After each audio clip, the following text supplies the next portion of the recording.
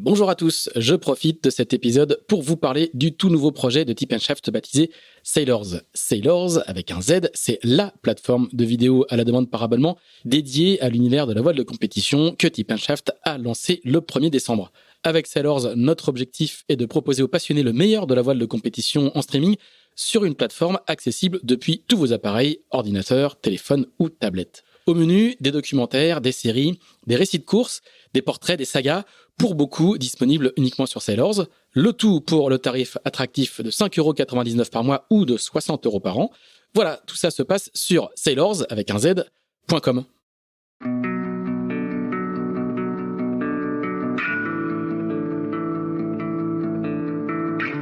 Bonjour, vous écoutez Into the Wind, le podcast des marins qui font des phrases. Into the Wind est produit par Tip & Shaft, le média des professionnels et des passionnés de voile de compétition. Tip & Shaft, ce sont 2 newsletters hebdomadaires, en français et en anglais, des podcasts, des événements, des formations ainsi qu'un festival du film et un studio de production de contenu que vous pouvez retrouver sur tipandshaft.com. Je suis Pierre-Yves Lautroux et je vous souhaite la bienvenue dans ce nouvel épisode d'Into the Wind.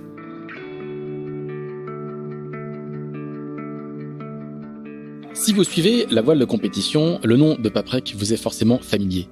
Partenaire depuis près de 20 ans de marins engagés dans les plus grandes courses, Paprec est aussi le premier acteur du recyclage en France. L'entreprise n'investit pas dans la voile par hasard, c'est le fruit d'une tradition familiale.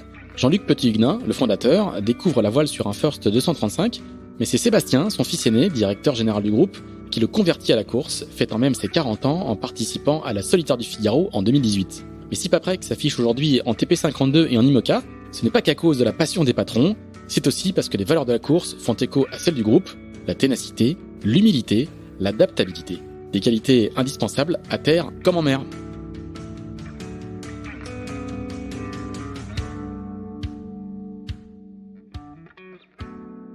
Bonjour Thomas Coville. Bonjour. Merci de nous recevoir. Nous sommes dans une petite rue à Lorient, dans ton appartement quand tu viens travailler à Lorient, à la base où est basé le bateau Sodebo. Merci de nous recevoir pour ce nouvel épisode d'Into the Wind. On va passer un petit peu de temps avec toi. On va revisiter une longue trajectoire. Et je le disais juste avant qu'on lance l'enregistrement, une carrière très très dense, parce que tu es un marin très éclectique qui a fait beaucoup de choses.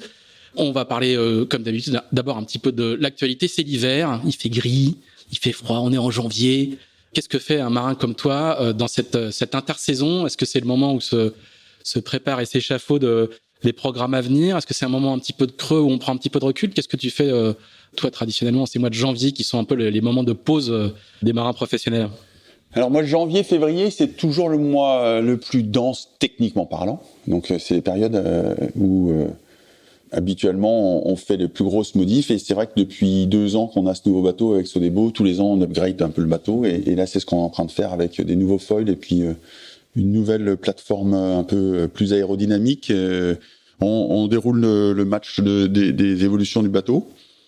On finit les débriefings de la Jacques Vabre, qui, même s'il a été frustrante, était encourageante avec ce début de bagarre avec Charles Franck au Cap Finistère, et puis ce format qui était intéressant. J'ai bien aimé là cette Jacques Vabre avec Tom Rooks, et je prépare d'aller mettre un. Et c'est nouveau chez moi. Je vais m'offrir d'aller faire un petit cours de rattrapage dans un endroit où il fait sans doute un peu chaud pour me remettre à jour à la wing. Je pense que le monde va pas toujours très bien, mais il va être sauvé par la wing. J'ai découvert ce support.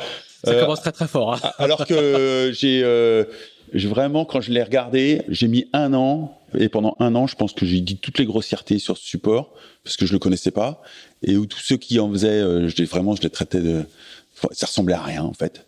Donc c'est une voile gonflable, hein. Ouais. Il y a une sorte de wishbone gonflable. C'est surtout en fait et on est sur foil. C'est comme un surf sur un foil, et en fait on se fiche un petit peu du support qui va nous permettre d'aller soit dans les vagues, soit d'être supporté. Mais on a tout de suite les 2 sensations d'arriver à prendre des vagues qu'on prendrait jamais, et à la fois d'être sur un foil et de pouvoir effectivement substanter au-dessus de l'eau. Et avec Corentin Auro, Quentin de la Pierre, Quentin Ponroy ou Axel ou même Nicolas Grelot. C'était quand même pas facile de trouver un support qui fasse en plein hiver avec une cagoule sourire Nicolas Grelot et on y est arrivé. Donc j'ai bon espoir que la Wing sauve le monde. Est-ce que tu peux nous expliquer un petit peu qui est Nicolas Grelot? Alors Nicolas Grelot, c'est une figure emblématique de la Trinité-sur-Mer. C'est un chantier qui sort quasiment tous les plus jolis bateaux des 40 pieds notamment. Et c'est un garçon que j'aime beaucoup. C'est le constructeur des Mac, hein. Ouais, c'est pour moi préparateur de Jerry Roof. Ouais, voilà, c'est ça. En fait, moi, en fait, c'était préparateur de Jerry Roof, figure emblématique d'abord de Lockmar Ecker, qui était comme hiver et habillé pareil. Et c'est une valeur sûre quand tu es un peu en perte de repère. J'aime vraiment beaucoup partager avec Nico. Et voilà. Par contre, c'est vrai qu'il a un premier accès, pas toujours facile. Et donc la Wing, brise. Voilà, mais pour tout le monde. Cette froideur d'abord. Pour tout le monde. Et j'aime bien me dire que je fais partie je suis sur un sport qui est très vivant, comme une langue en fait, vivante, qui se renouvelle tout le temps et qui arrive à me surprendre à chaque fois et à m'emmener sur des supports où j'aurais jamais imaginé, voire j'aurais, comme je l'ai dit, pu être mauvaise langue ou passer à côté. Et non, et ça se renouvelle tout le temps. Et ça se rapproche de plus en plus de Monsieur Tout le Monde. Là, c'est un support où toute une famille peut s'amuser sur le même support. Donc, c'est génial. Ce qu'il faut peut-être préciser, c'est que t'es plan fou, quoi. T'es un windsurfer de toujours. Ah ouais, là, c'est... On va y revenir, mais il n'y a pas de hasard non plus. Non, et c'est un hasard incroyable. J'ai démarré la planche à voile sur la même plage que Thomas Rouxel. Donc, la plage de Saint-Pabu, Côte d'Armor... Et c'est dans les Côtes d'Armor, effectivement, j'ai commencé les Côtes du Nord à l'époque, et où je commence à faire de la planche à voile sur une Big Show, un truc, une porte grange, un truc. Spécialistes s'en souviendront. Ouais. Et c'est un oncle adorable qui prendra du temps pour moi et qui m'aidera effectivement à découvrir ce support. Et depuis, ça m'a pas quitté. Ouais, je suis planchiste à vie, c'est sûr. Alors on va revenir, on va faire notre traditionnel flashback juste après. Quelques petites questions quand même sur la saison qui s'annonce, qui est pas neutre, hein, parce que il y a une route du Rhum à la fin et ça sera un peu ton baptême du feu en solitaire sur ce bateau-là. Comment ça s'annonce? Est-ce qu'il y a beaucoup de choses qui vont changer? Est-ce que la classe ultime entre guillemets est en train d'arriver? Comment ça arrive à maturité? Est-ce que c'est une nouvelle étape qui commence? Parce que là vous allez passer dans une phase solitaire qui a été encore peu abordé sur cette génération de bateaux-là, sur la génération précédente beaucoup, mais un peu moins sur celle-là.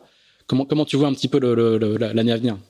Moi, je pense que de façon peut-être un peu laborieuse, mais c'est des gros projets, des grands projets. C'était très ambitieux de la part de tout le monde d'ailleurs, hein, mais de lancer cette classe ultime. Et c'est vrai que le point d'orgue qui va vraiment faire en sorte que c'est vraiment c'est pris son sens, c'est sans doute effectivement la route du Rhum qui arrive, avec quand même 6 voire 7 bateaux potentiels sur la ligne de départ. Donc là, on commence à avoir une vraie flotte, à avoir une bagarre qui correspond à ce qu'on avait imaginé à l'époque. Les prémices, c'était effectivement la Jacques Vabre cette année, où il y en avait déjà 5 bateaux.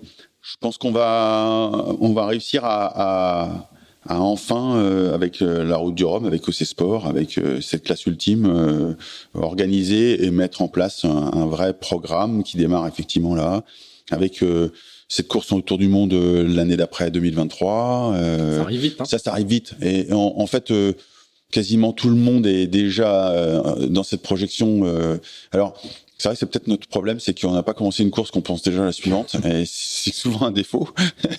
Mais c'est vrai que c'est ambitieux, mais ça prend forme. Et là, pareil, on vit un moment assez unique et historique de se dire que le terrain de jeu va devenir la planète, que effectivement ces grands bateaux vont être menés en solitaire, en course, et c'est une gestation qui aura été longue et fastidieuse, c'est vrai, je le reconnais, mais qui va voir le jour. Mais avec beaucoup d'interrogations quand même encore, parce que on arrive, c'est une nouvelle frontière.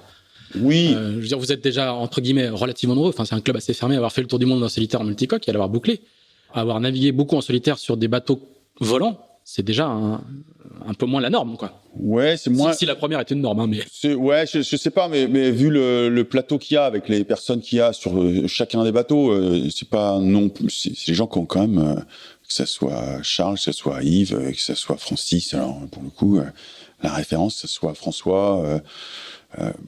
C'est Armel. Enfin, je pense que j'ai pas de doute sur et là pour le coup il y a pas d'imposteur. On a que avec des gens. Non, je fais plus allusion au fait que les bateaux, on voit bien quand on fait des tentatives de trophée Jules Verne, il y a la difficulté à boucler, quoi. Ah ouais, ça c'est sûr. Et même là, même une transat, chaque fois c'est une incertitude effectivement de ces bateaux qui sont complexes et qui sont devenus des bateaux fragiles. En fait, c'est des géants au pied d'argile où ces appendices qui sont dans l'eau nous exposent peut-être encore plus qu'avant à toucher, à ce que ça marche pas, à ce que finalement une fois qu'on vole plus ou une fois qu'on n'est plus sur l'appui d'un seul des appendices dans l'eau, on est très handicapé. Donc oui, c'est certain. Je parlais plus du projet global de cette classe et du projet de cette flotte ou du projet d'avoir réussi à tant bien que mal à conjuguer que chacun avait envie de le faire et qu'on y arrive avec des chemins détournés, avec chacun ses sensibilités et heureusement et tout le monde a pu le faire avec la manière. Mais bon, on y arrive et ça, je trouve c'est une vraie victoire pour nous là, pour cette classe et pour les gens et même ceux qui sont en dehors de cette classe, parce qu'il y en a. Mais pour ces courses qui vont avoir lieu, je pense que c'est bien aussi pour notre sport en France là, et puis pour la suite même ce que ça va amener, je pense au niveau international. Donc, je suis assez content d'en faire partie et d'être faire partie de cette histoire-là et de ses prémices et de ses premières courses. Et c'est assez enthousiasmant en fait de se retrouver challenger à démarrer une nouvelle histoire avec d'autres. C'est pour ça que je parlais de nouvelles frontières. Oui, t'as raison. C'est pas le terme, quoi. C'est pas le. Même si il y a du lourd, vous êtes tous des marins très confirmés. Il y a des équipes, une part d'inconnus. Et il y a des équipes très compétentes. Je pense que le niveau qu'il y a dans chacune de ces équipes ultimes est assez impressionnant. Avec toute modestie gardée, mais tire aussi le milieu vers le haut dans ce ne serait-ce que par le volume. Par le volume, parce que ça recherche, parce que ça pense, parce que ça construit, parce que ça justement ça casse, ça recommence et tous les gens et les acteurs autour, chantiers, architectes, techniciens, équipiers, tout ce qu'il y a autour et de ce que ça génère. Alors pour le coup de ruissellement par rapport à ça. Et l'inverse est vrai. Tous les ultimes se nourrissent de ce qui se passe en IMOCA, en 50 pieds, en multi 50.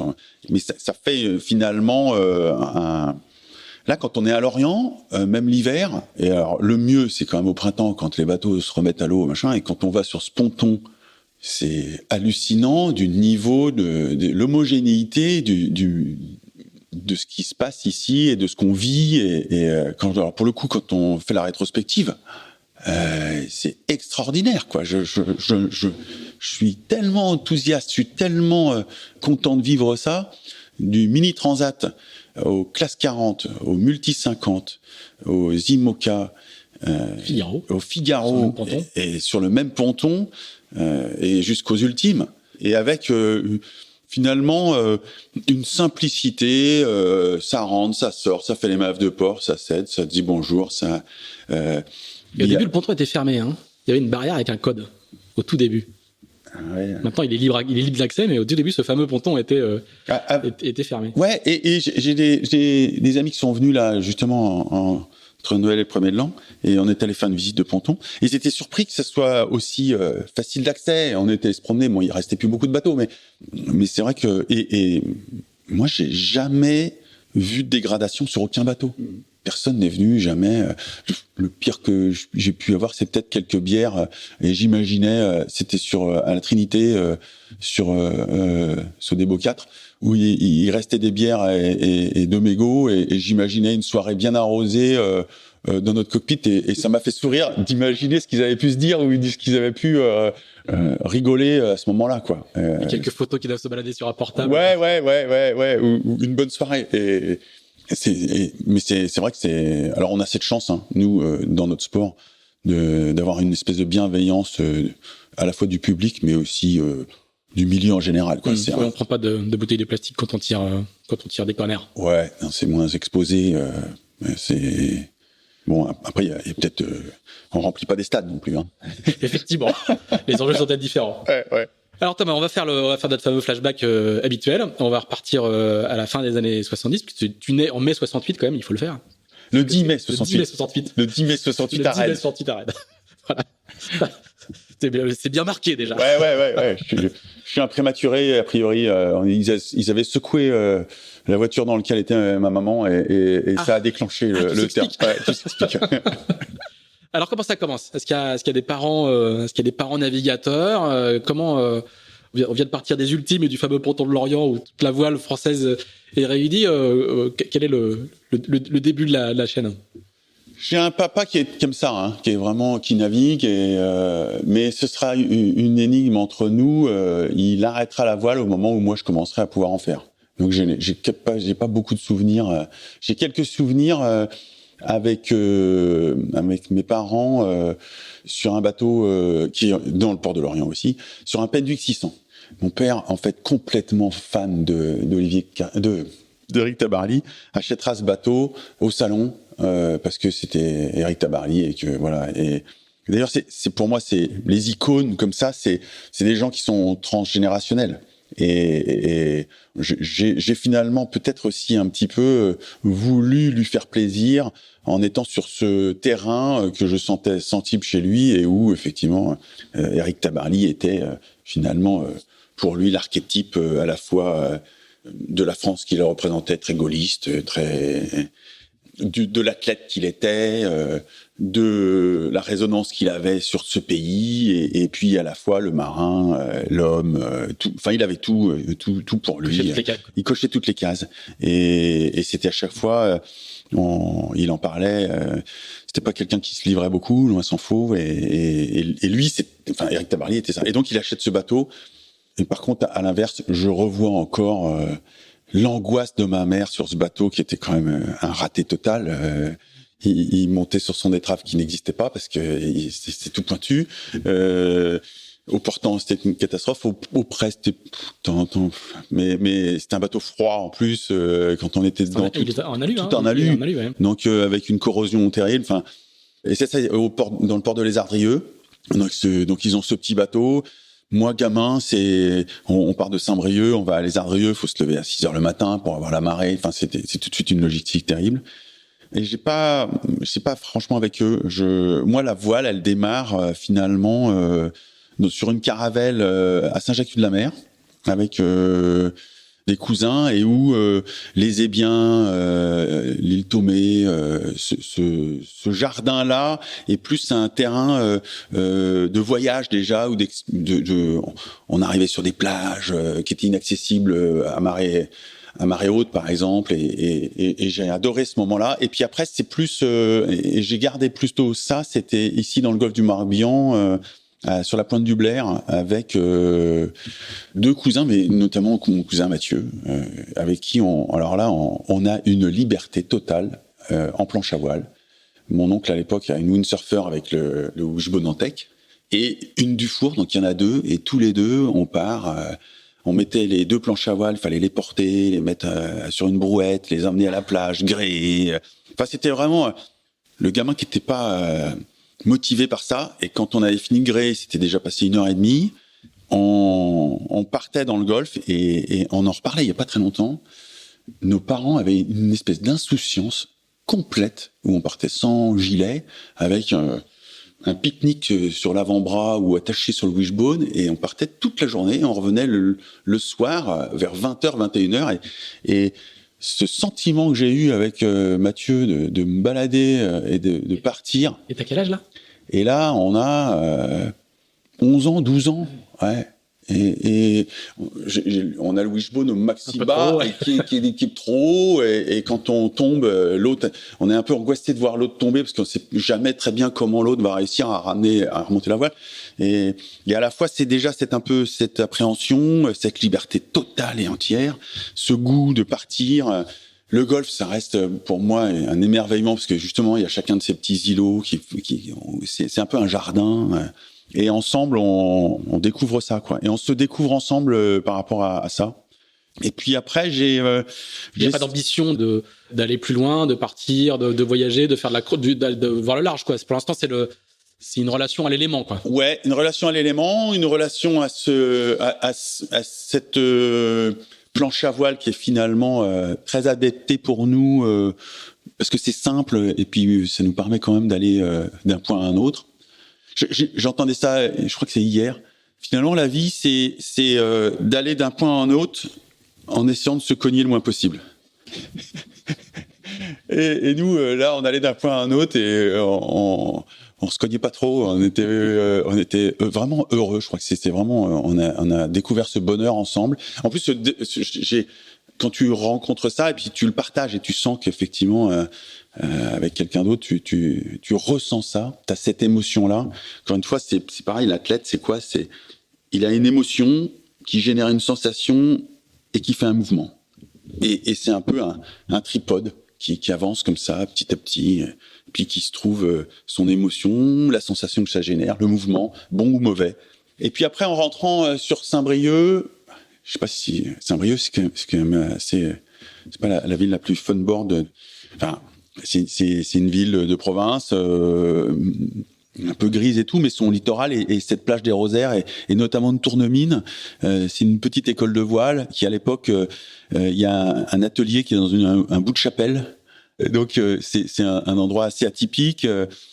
Je crois que c'est vraiment souvent ça démarre par un instituteur ou un prof ou par quelqu'un qui a un regard un peu différent sur vous et vous sentez ce regard sur vous qui vous donne confiance ou qui vous fait démarrer et je me souviens, elle s'appelait Patricia, cette dame. Quoi, une autre Patricia. Très bonne histoire. Ouais, peut-être, mais bon, je le réalise à l'instant, là, mais rien à voir. Mais cette jeune femme, elle est monitrice au club. Elle est monitrice à l'école de voile. Et mes parents viennent m'inscrire à cette école de voile, un peu comme on se débarrasse un peu des enfants dans un centre aéré parce que l'été on sait pas trop quoi en faire le mois où on va pas partir en vacances. Et ils m'inscrivent là et ça sent les combinaisons néoprène mouillées, les bateaux sont pas en super état et tout, mais bon. Et j'accroche avec cette ambiance. Faut voir les Côtes d'Armor aussi, il y a un estran très important, donc il faut porter il y a l'ambiance des tracteurs, il faut porter, il faut manipuler, et par contre ça fait finalement une vie de colo qui me va bien. J'y passe un mois entier et en un mois en fait je fais des progrès fulgurants. Et à la fin de l'été, elle vient voir mes parents en disant mais vous savez que l'école continue aussi l'hiver et s'il veut s'inscrire, on serait content de l'avoir et tout. Et mes parents font non, c'est trop loin. Et là, c'était bien, mais et là, je dis moi, j'aimerais bien. Et en fait, je vais insister un peu et puis je vais leur promettre que ça les dérangera pas. Et je décide de faire le chemin qui était de Saint-Brieuc jusqu'au Rosaire. C'est un peu 13-14 bornes avec enfin il y a des falaises et tout. Enfin faut avoir la motivation d'y aller. Et je fais un hiver entier avec eux. Et ça me plaît beaucoup. Et là, je démarre par le laser radial, alors que moi, toute ma vie d'athlète aura été ombragée par ça. Je suis un petit garçon chétif. J'ai grandi en fait très très tard et j'ai un complexe terrible sur mon physique. Je suis vraiment, je fais 1m55 en seconde. Je grandis très tard et pour autant, dès que je suis sur l'eau, je me sens pas regardé, jugé. Finalement, le support qui me porte fait que finalement, ce corps maladroit et chétif me gêne plus trop. Et même quelquefois, dans le petit temps, j'en fais un atout. Et c'est vrai que ça m'émeut et j'accroche avec ça. Et donc, ce point de bascule, c'est si tu fais du laser radial, c'est que tu as une petite quinzaine d'années entre. Ouais, c'est ça, 13-14 ans. Et en même temps, l'adolescence, vraiment le et en même moment, temps, à ce moment-là, plein de questions, quoi. Ouais, t'es dans ce Y de l'adolescence où tu cherches un peu ta voie et puis là t'en trouves une où en plus quand t'es pas très bien dans tes basques à l'adolescence, comme ça peut arriver, je trouve ce support et je trouve cet endroit où dès que je suis sur l'eau, j'ai encore vraiment la sensation du vent sur la joue, dans les cheveux, le sel. J'ai un coup de foudre pour l'élément et ce que ça me procure comme émotion, comme sensation. J'ai pas trop encore à ce moment-là d'envie de régate mais c'est dans cette école de voile où pour faire des gammes, on fait un parcours et puis on commence à faire des départs et là ça naît un petit peu et d'arriver à devant devient quelque chose qui naît comme ça, mais c'est pas au départ une pulsion de régate ou une pulsion, c'est un peu plus. On est encore dans la sensation, quoi. Complètement. Et en même temps que ça, mes parents font la rencontre à Saint-Brieuc du champion en voile qui rayonne sur toute la Bretagne, qui s'appelle Patrick Eliès, qui est le skipper qui gagne l'Aurore. L'ancêtre de la solitaire. Ouais, l'ancêtre de la solitaire, et qui, à Saint-Brieuc, vraiment... et mes parents se lient d'amitié avec Patrick et Annie, et du coup, on a cette chance qui nous emmène à Bréa, sur un bateau qui était autre chose que le Penduic 600, et qui était, en fait... les églantines, ou qui étaient effectivement les morbiques, qui étaient effectivement tous les bateaux de la famille Eliès. Et il y a Yann Eliès qui est là ? Et il y a Yann, évidemment. Yann et Antoine. Et je découvre finalement aussi cette partie de la famille Eliès qui nous emmène dans les petites cuvettes où Patrick et Annie ont... Patrick, il met l'encre pile poil au bon endroit, ça devient un paradis de nouveau, de découverte. Lui, il plonge, Annie est toujours souriante et agréable. Et puis, Yann, il est un petit peu plus jeune que moi, il est plutôt de l'âge de ma sœur, mais on se retrouve et on se croise à ce moment-là. Et du coup, je me retrouvais à faire une ou deux régates avec Patrick, mais vraiment, on était souvent dans la jupe derrière. L'est intelligent. L'est intelligent, ou à 2-3 reprises, je me retrouve à faire l'équipier d'avant. Parce que j'étais léger et Patrick n'était pas d'une patience ni d'une pédagogie. Ouais, en fait, il était meilleur tout seul tout le temps. Donc voilà. Et là, il a cette pareil, ce regard très très bienveillant et beaucoup plus finalement juste que peut avoir mon paternel, et il me présente à un garçon qui va vraiment changer beaucoup de choses pour moi, qui s'appelle Bruno Jourdain. Et en fait, dans ces régates de quartier autour des Côtes d'Armor, il y a les Tresco, il y a les Tours de Bretagne, il y a voilà, c'est ça, et que ça soit à Tréguier, que ce soit surtout à Morlaix, donc avec ses courses autour du château du Taureau, et puis à Carantec, le fief de Bruno, toute une fratrie là qui à la fois s'amuse, qui à la fois régate, qui à la fois et puis Bruno il a cette exigence et à la fois ce regard très très très fort et qui vraiment va me séduire complètement. Je vais être complètement, je vais rentrer dans cette histoire de ce garçon qui est plus âgé que moi, hein, qui en plus a ce bras un peu énigmatique qui cache dans ses cirés, et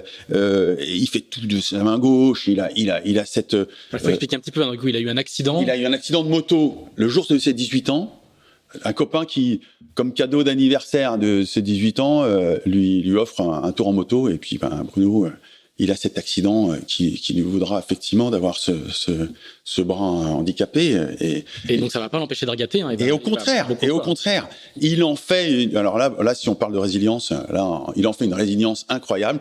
Et moi, je me retrouve dans cette famille Jourdain avec Estelle, avec sa sœur et tout, et vraiment je rencontre et là je me mets à faire les allers-retours en stop où il y a pas de blablacar, hein.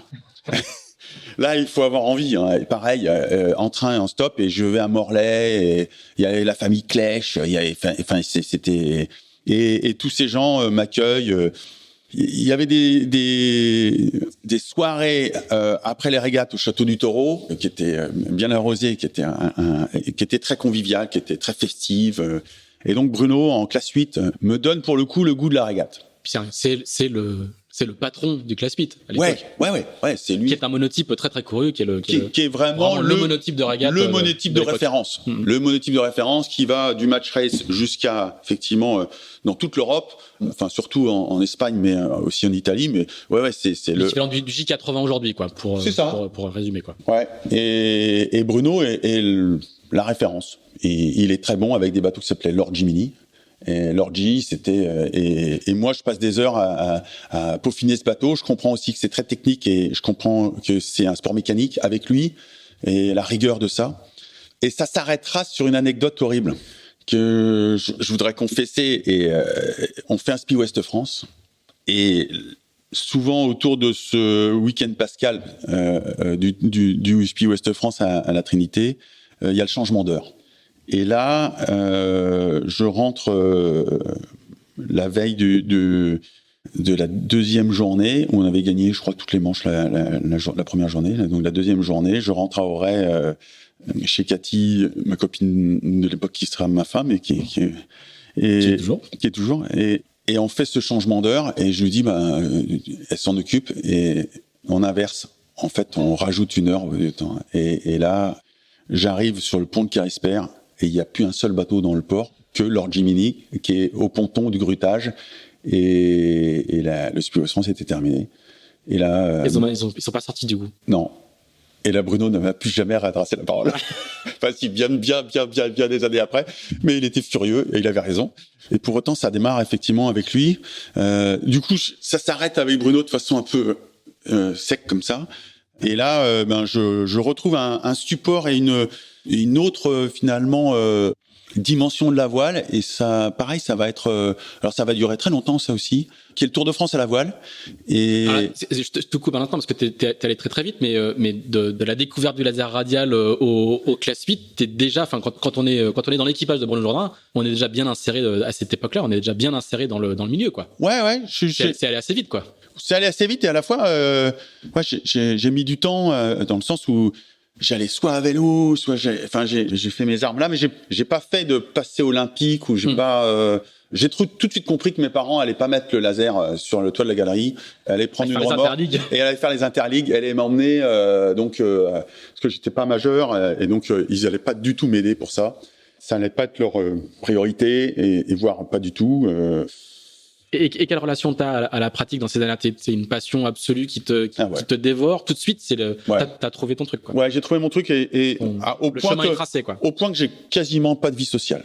J'ai pas de copine, je sors pas, non, sur mes cahiers, je dessine des bateaux ou des planches à voile ou c'est vrai que la planche à voile a beaucoup compté et dès que j'avais pas une régate, même encore, la planche est tout le temps gréée. Enfin, maintenant c'est la wing. J'étais très clair. On va vendre le matos de planche sans doute avec Elliott parce que ça. mais on est. Ouais. C'est du domaine de l'obsession. Je suis obsessionnel. Là, j'ai trouvé ma voie. Comme je pense que certains ados peuvent se mettre à fond dans la musique ou dans un sport. Et là, et dès que j'en fais pas, je m'ennuie, quoi. Dans une soirée, je m'ennuie. Ouais, donc limite à social, quoi. Hein. Ah ouais. J'ai une perte un peu de. Par la suite, je vais reprendre, en fait, pendant mes études, une vie sociale, heureusement, qui, d'ailleurs, à un moment donné, pendant mes études, je me politise un petit peu. C'est vrai que ces années 80, elles sont assez politisées pour les étudiants, et je me politise un peu, et je fais des bêtises et des erreurs avec ça. Et qu'est-ce que tu fais comme tu vas en prison, t'es... Non, je me prends en faisant une rencontre avec un réfugié kurde à Lannion qui fait les études avec nous en informatique. Je me prends pour sa cause et je me dis je peux pas laisser ça. Je suis vraiment et donc il est kurde turc, donc comme quoi l'histoire avance pas beaucoup. Et là je me dis qu'est-ce que je peux faire. Et là je me mets à avoir des velléités en louant un véhicule ou des véhicules, de passer en fait et de permettre à des migrants de rentrer en France. Et il y a cette liaison avec l'Allemagne, parce qu'il y a beaucoup de Kurdes qui vont en Allemagne. Il y a beaucoup de Turcs en Allemagne. Et de Turcs en Allemagne. Et je parle allemand, et c'était le mur de Berlin, 89, le mur et tout. Là, tout ça se mélange un peu dans ma tête. Je suis un Européen convaincu. Et là, les RG arrivent et rentrent. Et parce que là, ils ont compris mon truc. Et là, ils arrivent à la maison. Et là, ils me font comprendre et ils nous font comprendre que ça peut pas continuer à aller plus loin. D'accord. Et ton père il réagit comment du coup? Ah bah là c'est violent. Ouais. C'est pas. Et là je comprends que soit je me radicalise par rapport à ça, soit je retourne un peu, ou je me remets dans ce qui m'émeut et dans ce qui justement m'extrait un peu de cette politique, de cette actualité, et je retourne faire du bateau à voile. Donc, mais c'est vrai que d'ailleurs, j'ai toujours ce regard sur l'actualité. C'est ce que je veux dire. T'as gardé une sensibilité quand même. Ouais. J'ai une sensibilité à l'actualité. C'est moins asocial qu'avant. J'ai des amis qui sont effectivement dans le journalisme, dans l'éducation. C'est encore ces conversations politiques, mais qui sont alors complètement privées et qui quasiment personne ne m'entend jamais parler de politique ou de mes convictions ou de ce que j'en fais, en dehors peut-être de ma position sur SOS Méditerranée, qui effectivement est mon acte politique et qui comme plusieurs marins, hein. qui trouve son origine là, sans doute. On va rappeler, hein, c'est une ONG. C'est une ONG dont l'objectif est de sauver, de ramasser en mer. C'est une ONG dont l'objectif est de faire respecter le droit maritime. Voilà. Et que nous, en tant que marins, on est... En l'occurrence, ça se traduit par du sauvetage de migrants. C'est ça. Mais on sauve juste en respectant le droit et la règle, que quelqu'un qui aujourd'hui est en mer et en détresse, c'est un devoir qu'on a de devoir effectivement aller les secourir. Après, la question se pose de qu'est-ce qu'on fait après des gens qu'on a secourus, où on les ramène, qu'est-ce qu'on en fait, tout ça, c'est un autre sujet, alors pour le coup politique, mais le sauver les gens en Méditerranée ou en Manche, c'est pour le coup c'est un droit, et un jour on aura effectivement à répondre de ça. On n'est pas aujourd'hui en Europe capable de répondre à ce. Donc oui, il y a cette association qui s'y est mise. On est quelques coureurs. Je crois que c'est François qui a été le premier à se mobiliser sur ce sujet. Et c'est mon acte politique aujourd'hui, peut-être avec les restos, qui prend sa source là. Mm-hmm. Mais j'aurais pu basculer effectivement peut-être à ce moment-là. Alors tu retournes à la voile, et c'est un projet de vie déjà, ou c'est il y a des envies de professionnalisme, il y a des projections lointaines, ou non, ça reste un kiff non, c'est post-ado. En fait, je crois que je me l'interdis un petit peu pour pas justement j'ai peur que le fait de devenir professionnel n'altère la passion qui m'anime de le faire. C'est-à-dire que tu envisages quand même cette possibilité. Peut-être de façon secrète, mais je suis plus à ce moment-là. Encore une fois, je suis vraiment un petit garçon, un ado et un jeune homme assez timoré. J'ai cette peur du paternel et de ce qu'il projette sur moi, et donc du coup, j'ai pas encore osé affirmer ce que j'ai envie de faire. Donc je fais des études pour lui faire plaisir. Je suis vraiment. Faut pas que je fasse trop de vagues.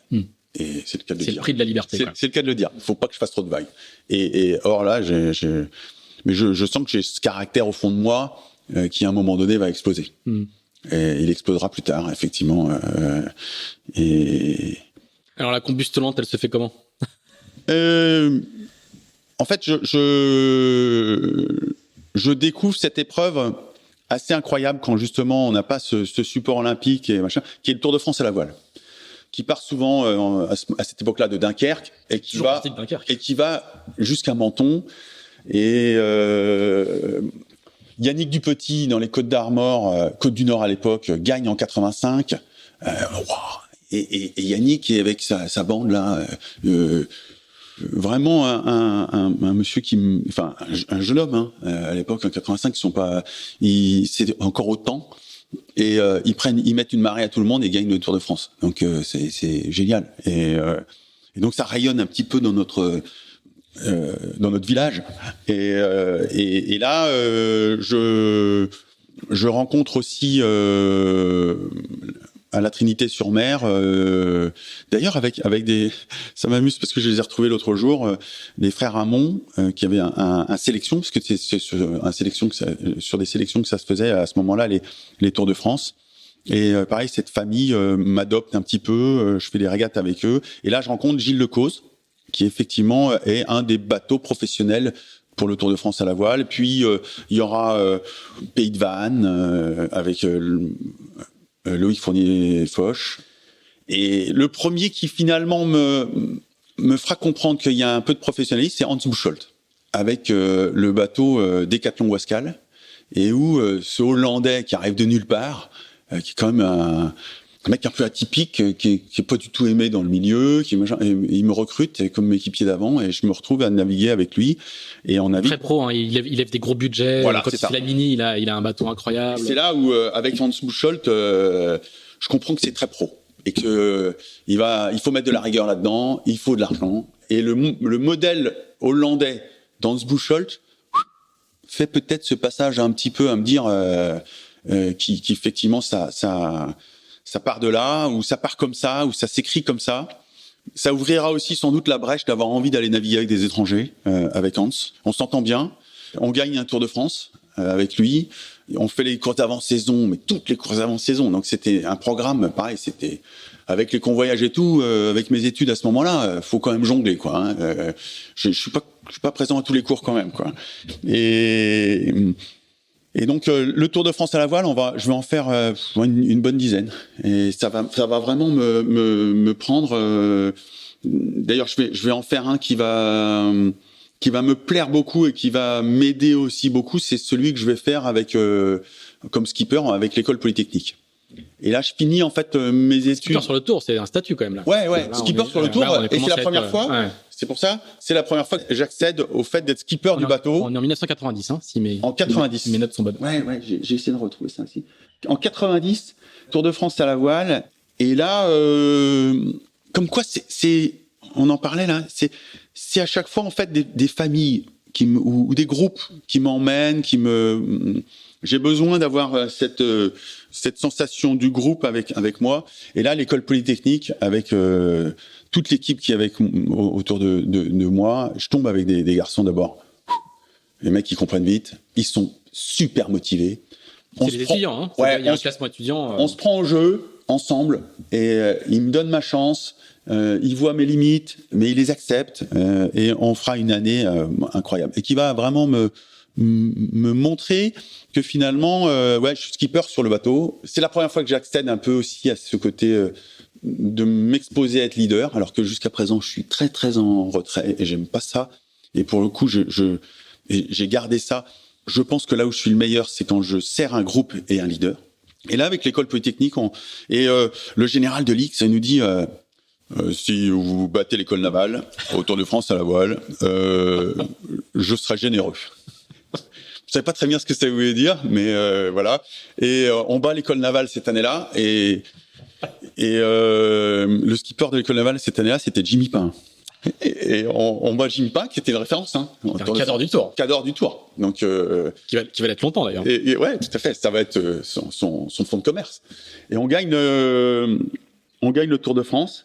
Et là, le général... Au classement étudiant, du coup. Ouais. Pardon, excuse-moi. Enfin, pour moi, si on avait gagné le Tour. Alors que c'est pas du tout ça. Alors qu'il y avait des équipes comme, effectivement, Pierre Mas, qui arrivait... Oui, c'était une très, très grande épreuve. Hein. C'était un truc qui mixait les équipes super pro avec les étudiants, avec les futurs... Ouais, des amateurs qui étaient plus en bas de classement, mais il y avait une vraie émulation entre la course au large que ça représentait, parce qu'on naviguait de nuit, il y avait du côtier, ça mélangeait aussi ce qui donnera une génération, je pense, de figaristes très forts. Enfin, il y avait un vivier là qui était vraiment, c'était vraiment là où il fallait être si on voulait progresser et travailler, et ça se mélangeait bien, quoi. Et les connexions se faisaient bien. Et moi, la connexion, elle se fait là pour avoir la chance de rentrer dans l'équipe qui va, alors là, me lancer dans le professionnalisme, même si après c'est l'équipe Corom. l'équipe Corum. Il faut que tu nous expliques un peu aux plus jeunes de nos auditeurs ce que c'est. Ah ouais, là c'est. Juste avant, c'est quoi la prime du coup que tu as eu avec le oui, pardon. On a eu le droit d'aller faire Sydney Hobart. Ah, quand même. Donc là, les moyens qu'il y a à l'X, le carnet d'adresses qu'il y a à l'X, c'est le général qui trouve les moyens de nous emmener et de louer. On loue un bateau qui s'appelait, je me souviens encore du nom du bateau, Hammer of Queensland, le marteau du Queensland. C'était un bateau, un mini maxi, mais pour nous, c'est incroyable. Incroyable. On se retrouve étudiants et j'avais eu la lourde responsabilité de sélectionner. Il y avait un bureau avec des élèves et j'avais pas pu emmener tout le monde. Et là, je crois qu'on est 8 à partir faire avec. Alors là, pour le coup, je pouvais pas avoir la responsabilité d'emmener les étudiants faire. Je reste à ma place. Et le skipper qui nous permet de faire la Sydney Hobart, Lionel Péan, qui quelques années auparavant avait gagné à la Whitbread avec Bull, l'esprit d'équipe, effectivement l'esprit d'équipe, qui avait une aura qui était. Et nous, on le voit arriver déjà sa démarche, chaloupé. Il était déjà un peu enveloppé. Et on fait Sydney Hobart avec Lionel Péan. On finit pas très bien. Mais ça se passe. On casse des trucs sur le bateau. Bon, peu importe. Mais bon, ça. Je sais même pas si on finit cette course-là. Je l'ai fait plusieurs fois après, mais cette Sydney Hobart-là, je me souviens pas. Je crois pas qu'on soit. C'est un voyage, quoi. Enfin, quand on a 20 ans, 23, 24 ans, c'est un voyage incroyable. Là, je découvre l'Australie. Et Rushcutters Bay, le yacht club de Rushcutters Bay. Les oiseaux autour du yacht club, enfin je vois encore les bruits, enfin et puis alors pour le coup après je vais avoir une histoire avec l'Australie à plusieurs reprises et là oui effectivement on a cette chance de faire ce départ et avec cette équipe encore une fois j'ai adoré pouvoir j'ai juste un incident avec un des équipiers de l'X, Vincent Guignot. Et Vincent Guignot, aujourd'hui, c'est le responsable des phares. Spécialiste des phares. Oui, des phares et balises, aujourd'hui. Ah, très bien. Qui, je suis en haut du mât et il a la maladresse de me laisser tomber du mât. Et j'ai failli être handicapé à vie après cet incident et cet échec. Mais ça faisait partie du folklore un peu. On était étudiants. Et par contre, il y avait... Non, donc c'est vrai que cette période, ça marque aussi la fin de mes études. J'avais fait de l'informatique et de la gestion pour faire plaisir à mon papa. Et puis là, je découvre qu'effectivement, il y a une autre vie possible, quoi. Alors comment Corum t'appelle? Parce que du coup, le Corum de l'époque, c'est le Real Madrid français, quoi. Ah ouais. Le Corum en équipage, quoi. Hein. L'équipe de Corum de l'époque. Donc on est au début des années 90. Ouais. C'est Luc Gélusso avec. Xavier Philippon, avec toute alors pour le coup, là, on est à La Rochelle, ce qui est un monde qui est pas du tout à La Rochelle. J'y allais très peu, qui a l'ambition avec ce sponsor incroyable des montres Corum de rayonner sur toutes les régates de la planète. Là, c'est comme s'il y avait une écurie aujourd'hui. C'est Alinghi de l'époque. C'est TP52 d'aujourd'hui avec la classe qui s'appelait 50 pieds UR, où on partait, le début de saison c'était Miami, mais après on faisait Newport, après on faisait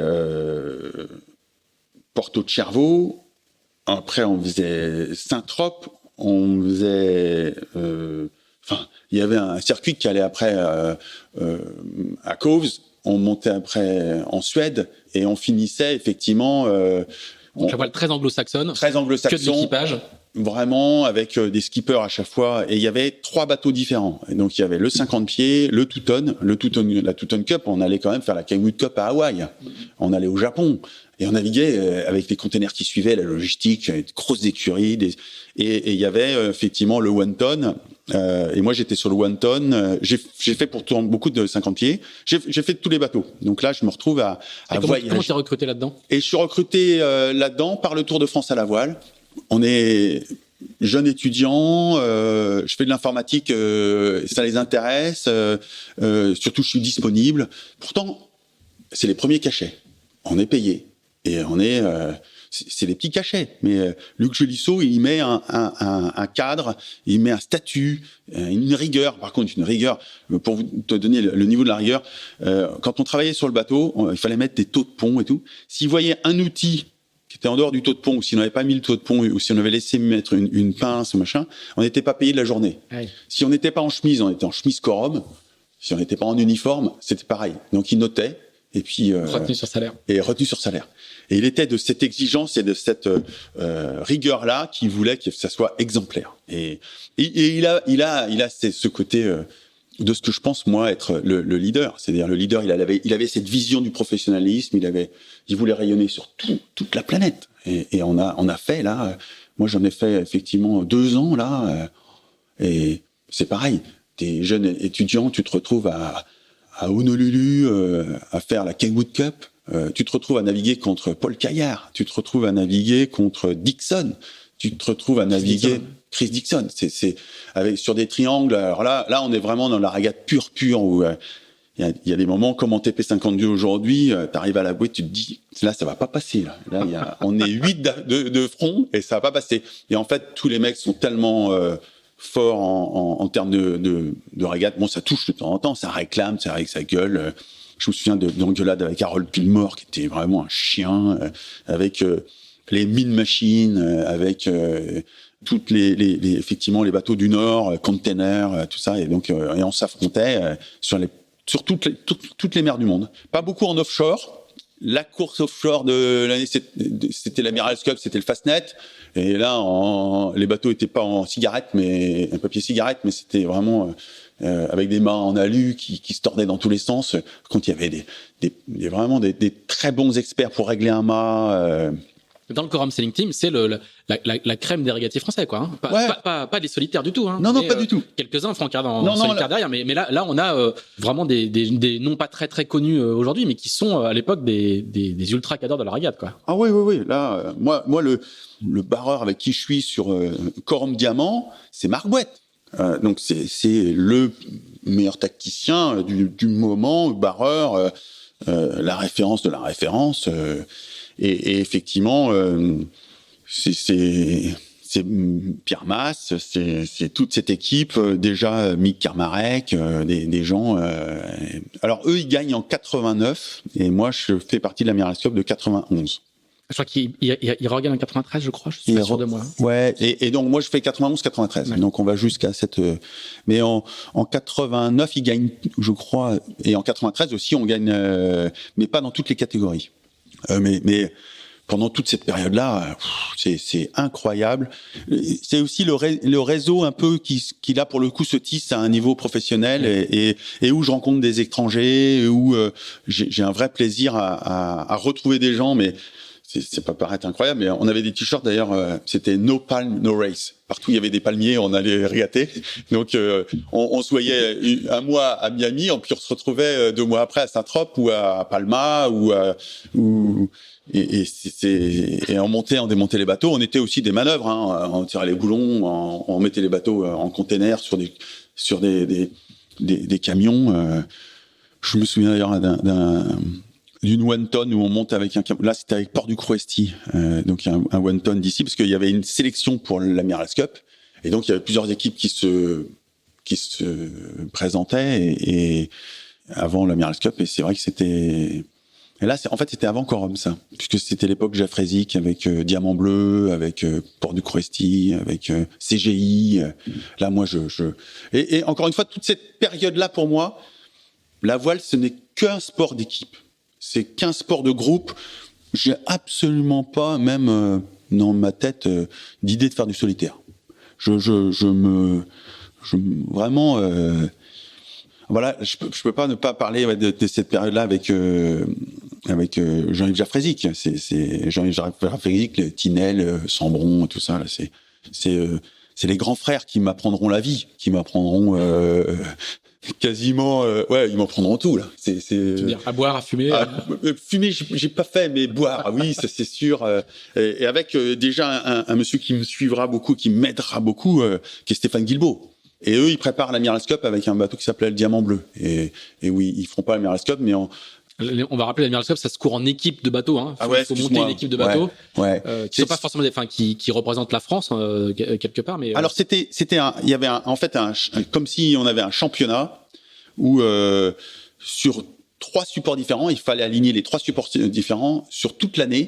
Et donc, il y avait c'est le cumul des points qui donne le résultat final. De chaque bateau, quoi. De chaque bateau. Et chaque bateau, finalement, engageait toute l'équipe. Donc, c'était sur une très longue durée. Donc, il fallait, sur toute l'année, être présent dans toutes les courses, marquer des points sur chaque épreuve, avec chaque bateau, avec chaque équipage. Et donc, ça demandait une logistique et une permanence de l'effort qui était colossal. Et oui, c'est l'équipe Corum qui a monté ça, quoi. C'est sûr que et qui a fait ce vivier de toute notre génération, je pense, hein, à cette époque-là. C'est eux qui lancent le truc. Et à partir de quel moment tu te dis bon, moi, je vais faire ma vie là-dedans?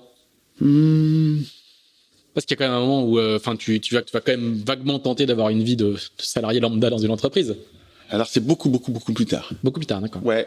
Là, en fait, donc ça fait du temps. En fait, tu fais de la course dans les plus grosses équipes qui soient, sans te projeter plus loin que ça. Le premier vraiment cachet que j'ai, c'est avec Corum. Parce que là, Luc est très très réglo par rapport à ça. Et mais ça te dit pas que tu vas en faire ton métier, quoi. Non, parce que c'est encore très aléatoire et parce que j'ai pas franchement de projection de quoi que ce soit. Et en fait, ce qui détermine tout, c'est que dans ces années-là, je finis mes études. Et d'avoir goûté à l'Australie avec Polytechnique, j'ai qu'une envie, c'est d'y retourner. Et je finis par dégoter un stage avec Delmas Vieljeux, qui est une entreprise de transport maritime. Donc je sens que j'ai quand même envie de rester dans ce milieu, mais là c'est vraiment très professionnel.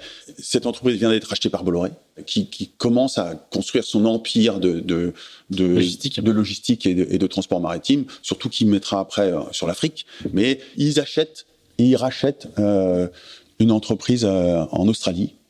Et j'ai cette chance de partir. Je fais un stage à Puteaux, à la Défense. Et from Puteaux to Sydney.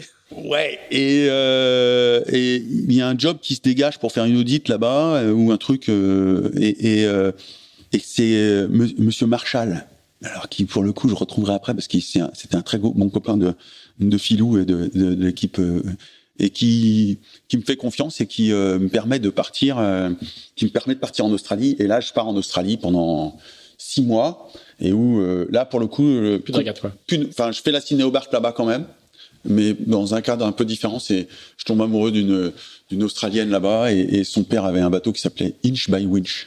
Et donc je ferai la cinéobarque avec eux et quelques courses. Là, je découvre plutôt le skiff. Alors pour le coup, là, c'était à l'époque des bateaux à échelle et que ça soit en 18 pieds, 16 pieds, 14 pieds dans la baie de Sydney. Mais surtout, je découvre la vie.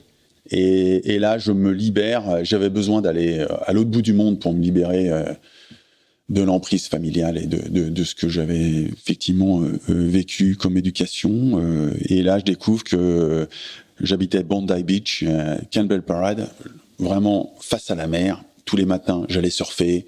Je sortais de la douche sur la plage, sur la plage. Je laissais mon surf au surf shop. Je prenais le bus, je descendais à la City. Je bossais là-bas et pendant 6 mois, là, je découvre la vie. Et là, je me dis, c'est la vie que j'ai envie de mener. C'est ça que j'ai envie de faire.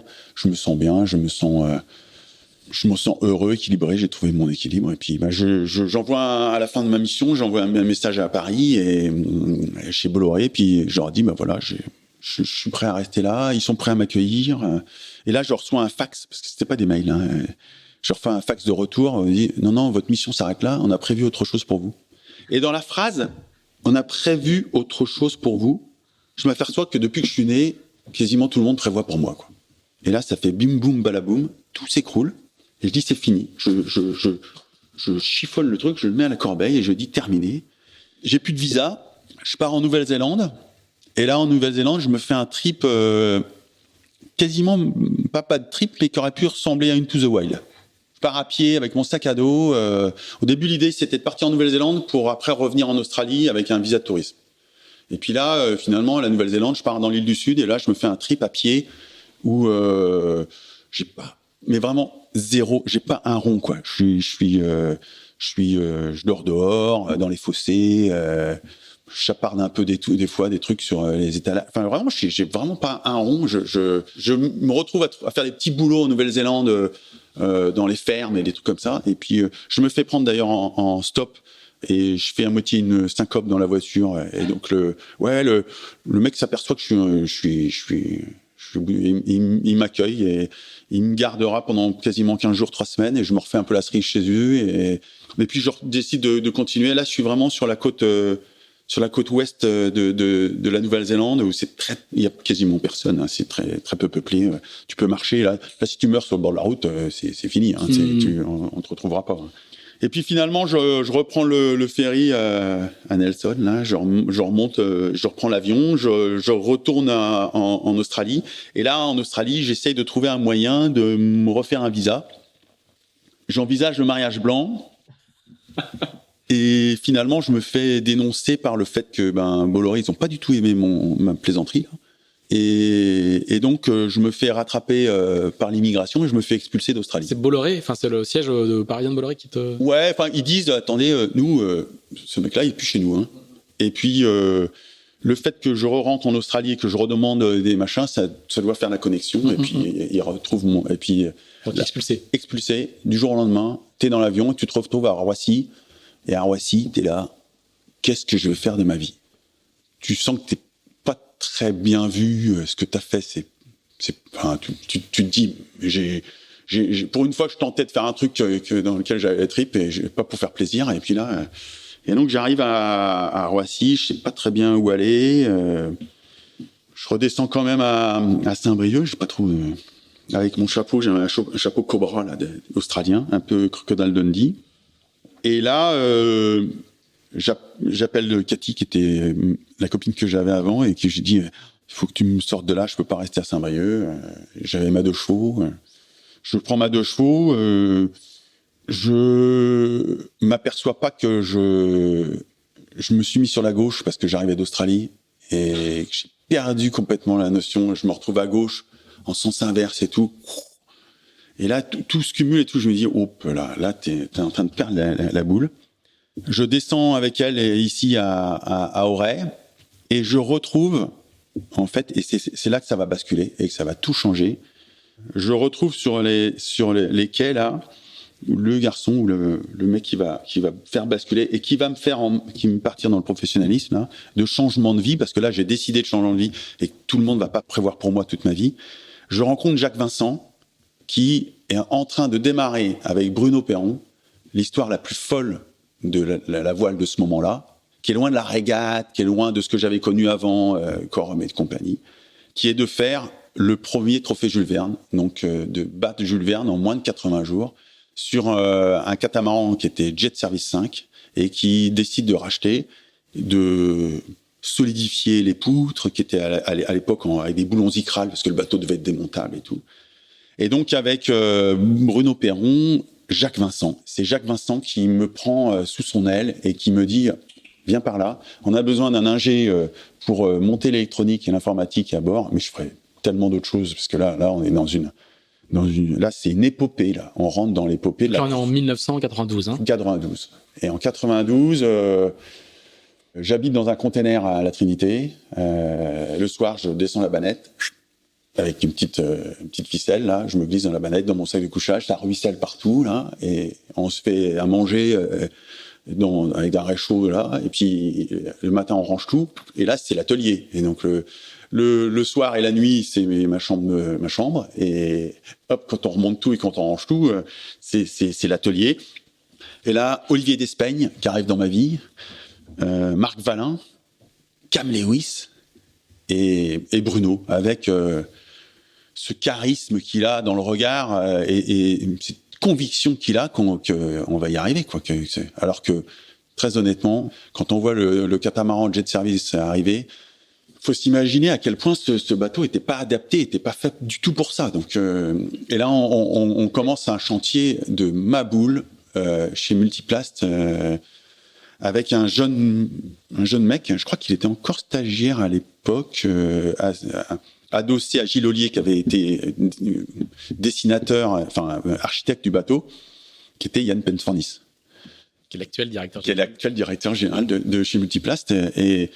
Et là, les dessins, les crobards, là, je rentre dans un autre monde complètement différent, parce que j'en ai besoin, parce que j'ai besoin de partir dans une histoire, de partir dans cette épopée. Je m'y mets, mais pendant 6 mois là, Je mange, je dors, je vis 7 jours sur 7, mais 24 heures sur 24. Et avec Jacques Vincent, parce que c'est vraiment avec lui que je vis, hein. Il rentre dans ma tête, là. Est-ce que tu peux juste expliquer qui est à l'époque Bruno Perron? Aujourd'hui, on en a encore parlé dans l'épisode d'Ito de Win avec Jean-Baptiste Éperon. À l'époque, c'est une sorte de, on va dire, de franc-tireur de la voile quand même. C'est un type qui c'est pas qu'il respecte pas les règles, mais il est souvent en bagarre contre le système. Il est un franc-tireur. Je pense que c'est le. Non, mais convient, quoi. Bruno, c'est un écorché. C'est un écorché. Plus tard, il fera Orange. Plus tard, ce sera le capitaine d'équipage incroyable. Ouais, mais là, c'est même avec Orange, avec ce partenaire quasiment le plus institutionnel ou machin. Enfin, tout ce qu'on. Enfin, Bruno, c'est un écorché. Il ne veut pas rentrer dans une case. Il ne veut pas rentrer. Il veut être en marge. Il a ce faciès. Il a ce visage. Il a ce regard où Mais au début des années 90, il est tout seul comme ça, alors que à la fin au milieu des années 2000, il aura fait The Race, ça sera un patron, quoi. Ouais, mais même en étant le patron, je pense qu'il a gardé ce côté où il n'arrivait pas. Même c'est une espèce ouais, c'est plus fort que lui. Il faut qu'il se mette en marche, quoi. Il est dans la provoque, il est dans la séduction, et là, quand il provoque ça, et ce sera tout le temps ça, je pense. Hein, Bruno. Il veut faire tapis à chaque fois. Il met tout. Et il met tout dans l'idée parce que The Race, ce sera pareil, il mettra tout, et il mettra toute son énergie, et par contre c'est un visionnaire, il a ce côté où il déchiffre, il veut vraiment casser les barrières, casser les codes.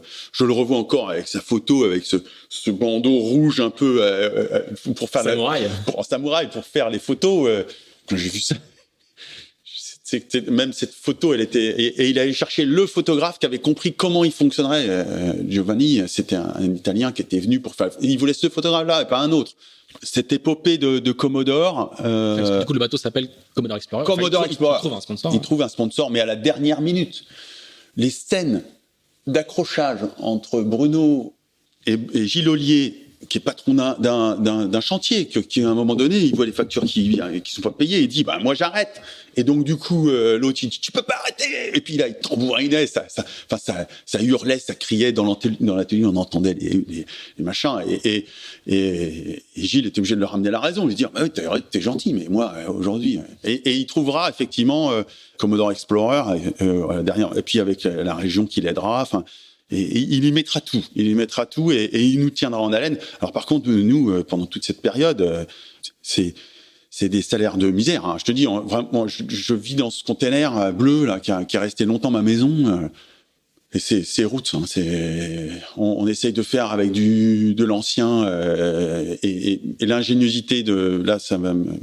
Olivier Despagne qui connaît le bateau par cœur. Il va vraiment bien gérer.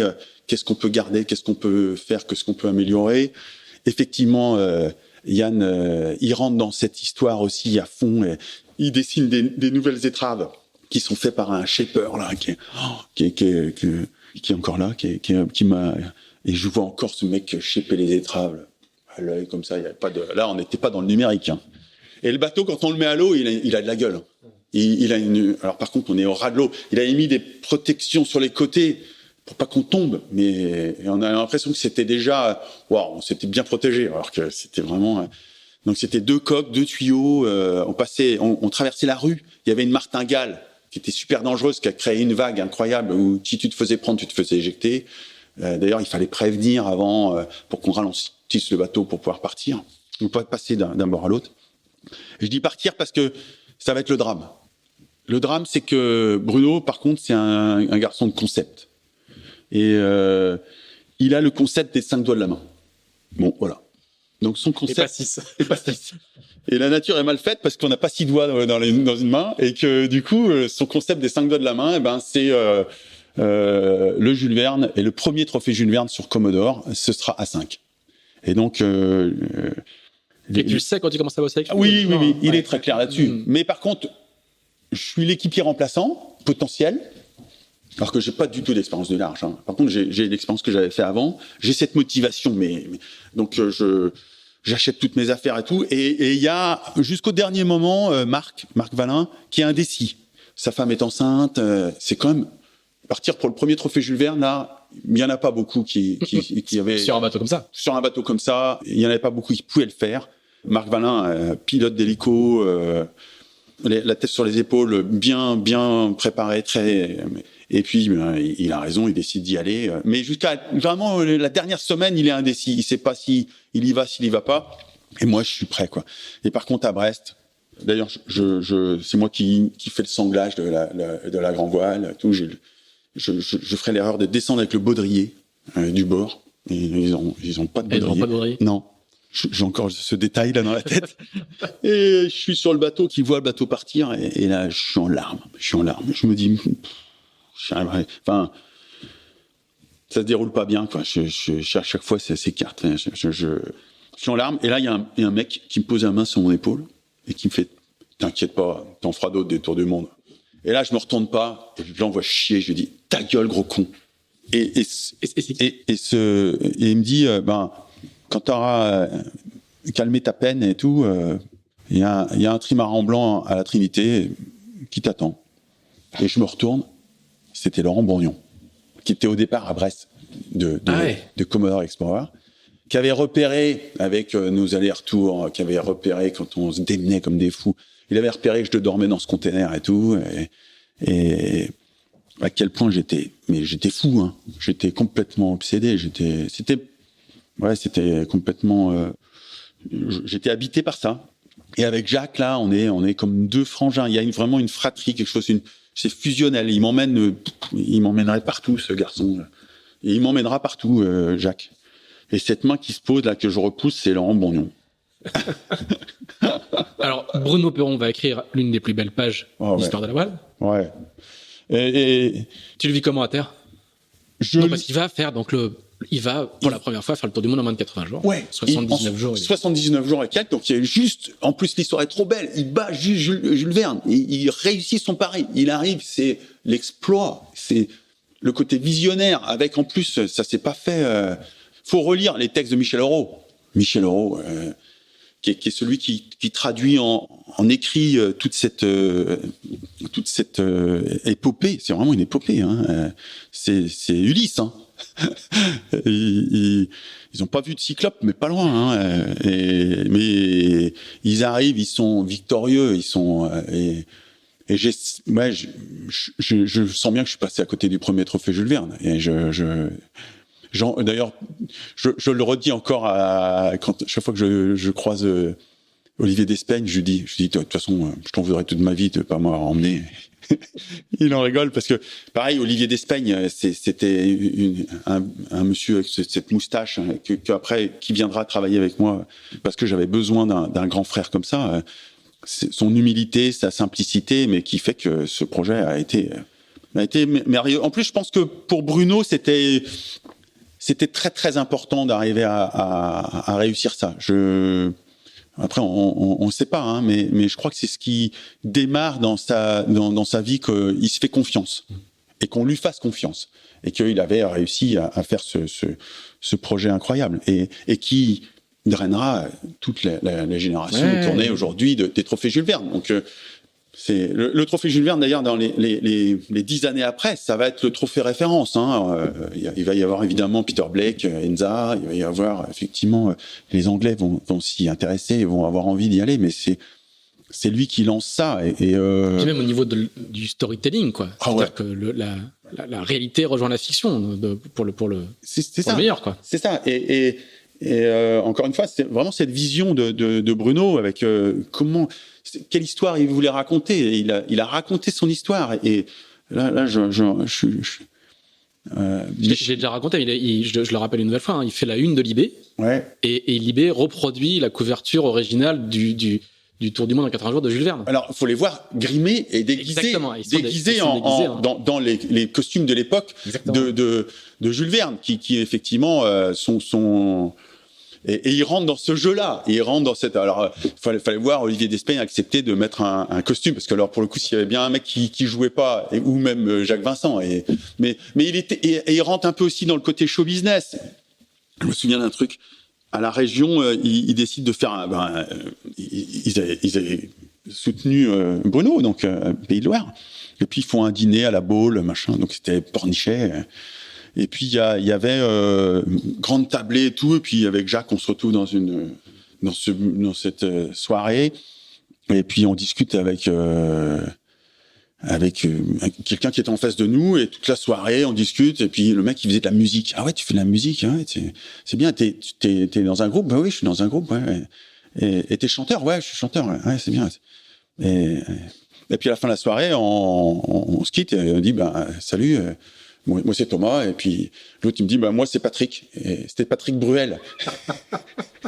Nous on était tellement déconnectés, mais il y avait, tu vois, on était quand même dans ces sphères-là. Et je me souviens que les deux sœurs de Bruno, elles nous ont conspué pendant en disant mais foutez de notre gueule quoi. C'était la star du moment quoi. Et là il rentre dans cette dans cette aura-là et dans cette médiatisation-là. Et Bruno était très très bon là-dessus. Bon alors toi du coup cette fameuse main qui se pose sur ton épaule. Voilà. Une fois que tu l'as traité de gros con, finalement, ça commence pas très bien. Mais par contre, là aussi, c'est quelque chose qui va changer ta vie, quoi. Ouais. C'est vraiment le basculement où c'est effectivement une rencontre qui change, mais qui va changer ma vie. Donc quelques jours après, pendant le trophée Jules Verne, pendant qu'eux naviguent, je suis comme une âme qui erre là, qui sait pas quoi faire. Et puis effectivement, j'ose aller frapper à Carnac, donc là où il y avait ce qu'on a appelé la Maison du Bonheur pendant des années.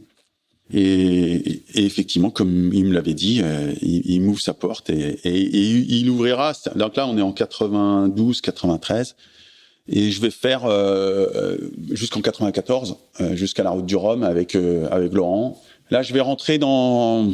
C'est un peu plus qu'une famille là. On est dans. C'est une bande, quoi. Ouais, on aurait pu faire des casses. On aurait pu. Faut voir aussi que Laurent, il est dans ma tête, je suis dans la sienne. C'est très très très fusionnel. Il y a même une certaine forme d'exclusion du reste du monde. Et après gravite autour de nous. Jean Troyet, c'est la sommité de l'alpinisme suisse qui a gravi les 8000 sans oxygène, qu'on appelle Tonton Jean, qui est notre gourou. Donc c'est lui qui nous emmène plus loin, plus haut, plus fort tout le temps. Il y a un petit jeune qui arrive, qui est là-dedans, qui s'appelle Steve Ravussin. Et puis il y a un autre mec qui arrive, on sait pas très bien d'où il vient, il a un accent bizarre et tout, c'est Mike Horn. Et autour de Laurent, il y a Olivier Wrosinski, Martial Salvant, qui est encore avec moi aujourd'hui, Nat Yengar et ma pomme. Et là, on est, c'est une communauté quasiment, une communauté de. Vous vivez ensemble. On vit ensemble, on vit dans la même maison, on mange en même temps, on fait. Personne n'a franchement de lit, il y a le canapé, et puis de temps en temps, ça change, ça tourne, ça rentre, ça sort. Laurent, il a 1000 dés à la minute, il est d'une séduction incroyable, il est d'un enthousiasme fou, et il se met aucune limite de rien. Et là, on est des trompe-la-mort de tout. Là, c'est un mélange de communauté. C'est un petit peu ce film où on les voit sauter en parachute, parce qu'on a fait de la chute libre. On a fait. C'est Point Break. Point Break, voilà. Ben, nous, c'est un peu ça. C'est l'ambiance Point Break. On se retrouve et la nuit, on fait du ski nautique de nuit. On fait de la planche à voile la nuit. Si Laurent, il a décidé qu'on partait à la montagne, on part avec le J5 et puis on revient 3-4 jours après. Enfin, et à la fois, c'est lui qui est l'étoile montante.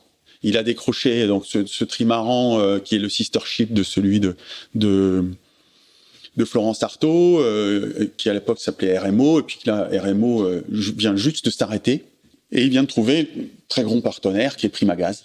Et là, ça sera une saga avec Primagaz qui va durer 8 ans. Et nous, on est là-dedans, donc on est une grosse écurie aussi. Enfin, une grosse écurie, on est 5, hein, mais à l'époque, c'est l'écurie Course au large qui prépare. Et là, c'est quelqu'un qui va changer ma vie, qui va me transfigurer. Je vais avoir une émotion particulière avec cet homme et avec cette famille. Encore une fois, c'est encore une famille qui se crée autour de moi, mais où je suis capable de mourir pour lui, quoi. Je suis vraiment, j'ai une espèce de ça va un peu trop loin même, c'est un petit peu trop fort. Et je me rends compte de temps en temps que quand on se défie, quand on passe sous le pont de Carisper avec son ULM, c'est des fois c'est un peu too much quoi.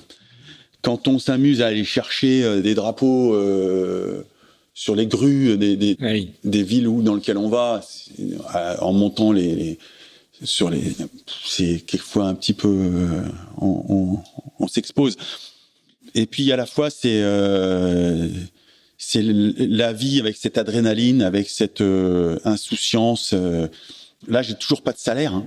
Je sais pas. Quand il avait des bifetons dans la poche, et puis quand il en sortait un, il nous en donnait un. Il achetait un vélo, il en achetait 3. Quand il y pensait, il nous donnait 200 francs, 300 francs. C'était encore des francs, désolé. Mais c'était complètement. Oui, c'était. Mais là, ça va. En fait, je pense que j'ai besoin à ce moment-là de ça pour m'extraire de l'éducation que j'avais reçue, qui était à l'opposé de ça, qui était très très rigoureuse, qui était très formatée. Et là, je m'épanouis. Je sors de ma chrysaline.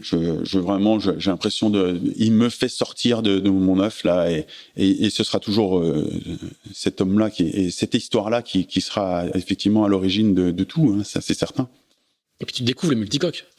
Et voilà. Si tu dois revenir juste au bateau. Ouais. On entend ton émotion. Hein, ouais, là, c'est fort. Ouais, on voit bien à quel point quel impact il a eu sur toi. Ah ouais, mais t'as raison. Et forcément, quand je repense à tout ça et à lui, c'est très fort pour moi. Et là, effectivement, je découvre le multicoque. Alors, il n'y avait pas les foils et tout ça, mais on montait sur une coque.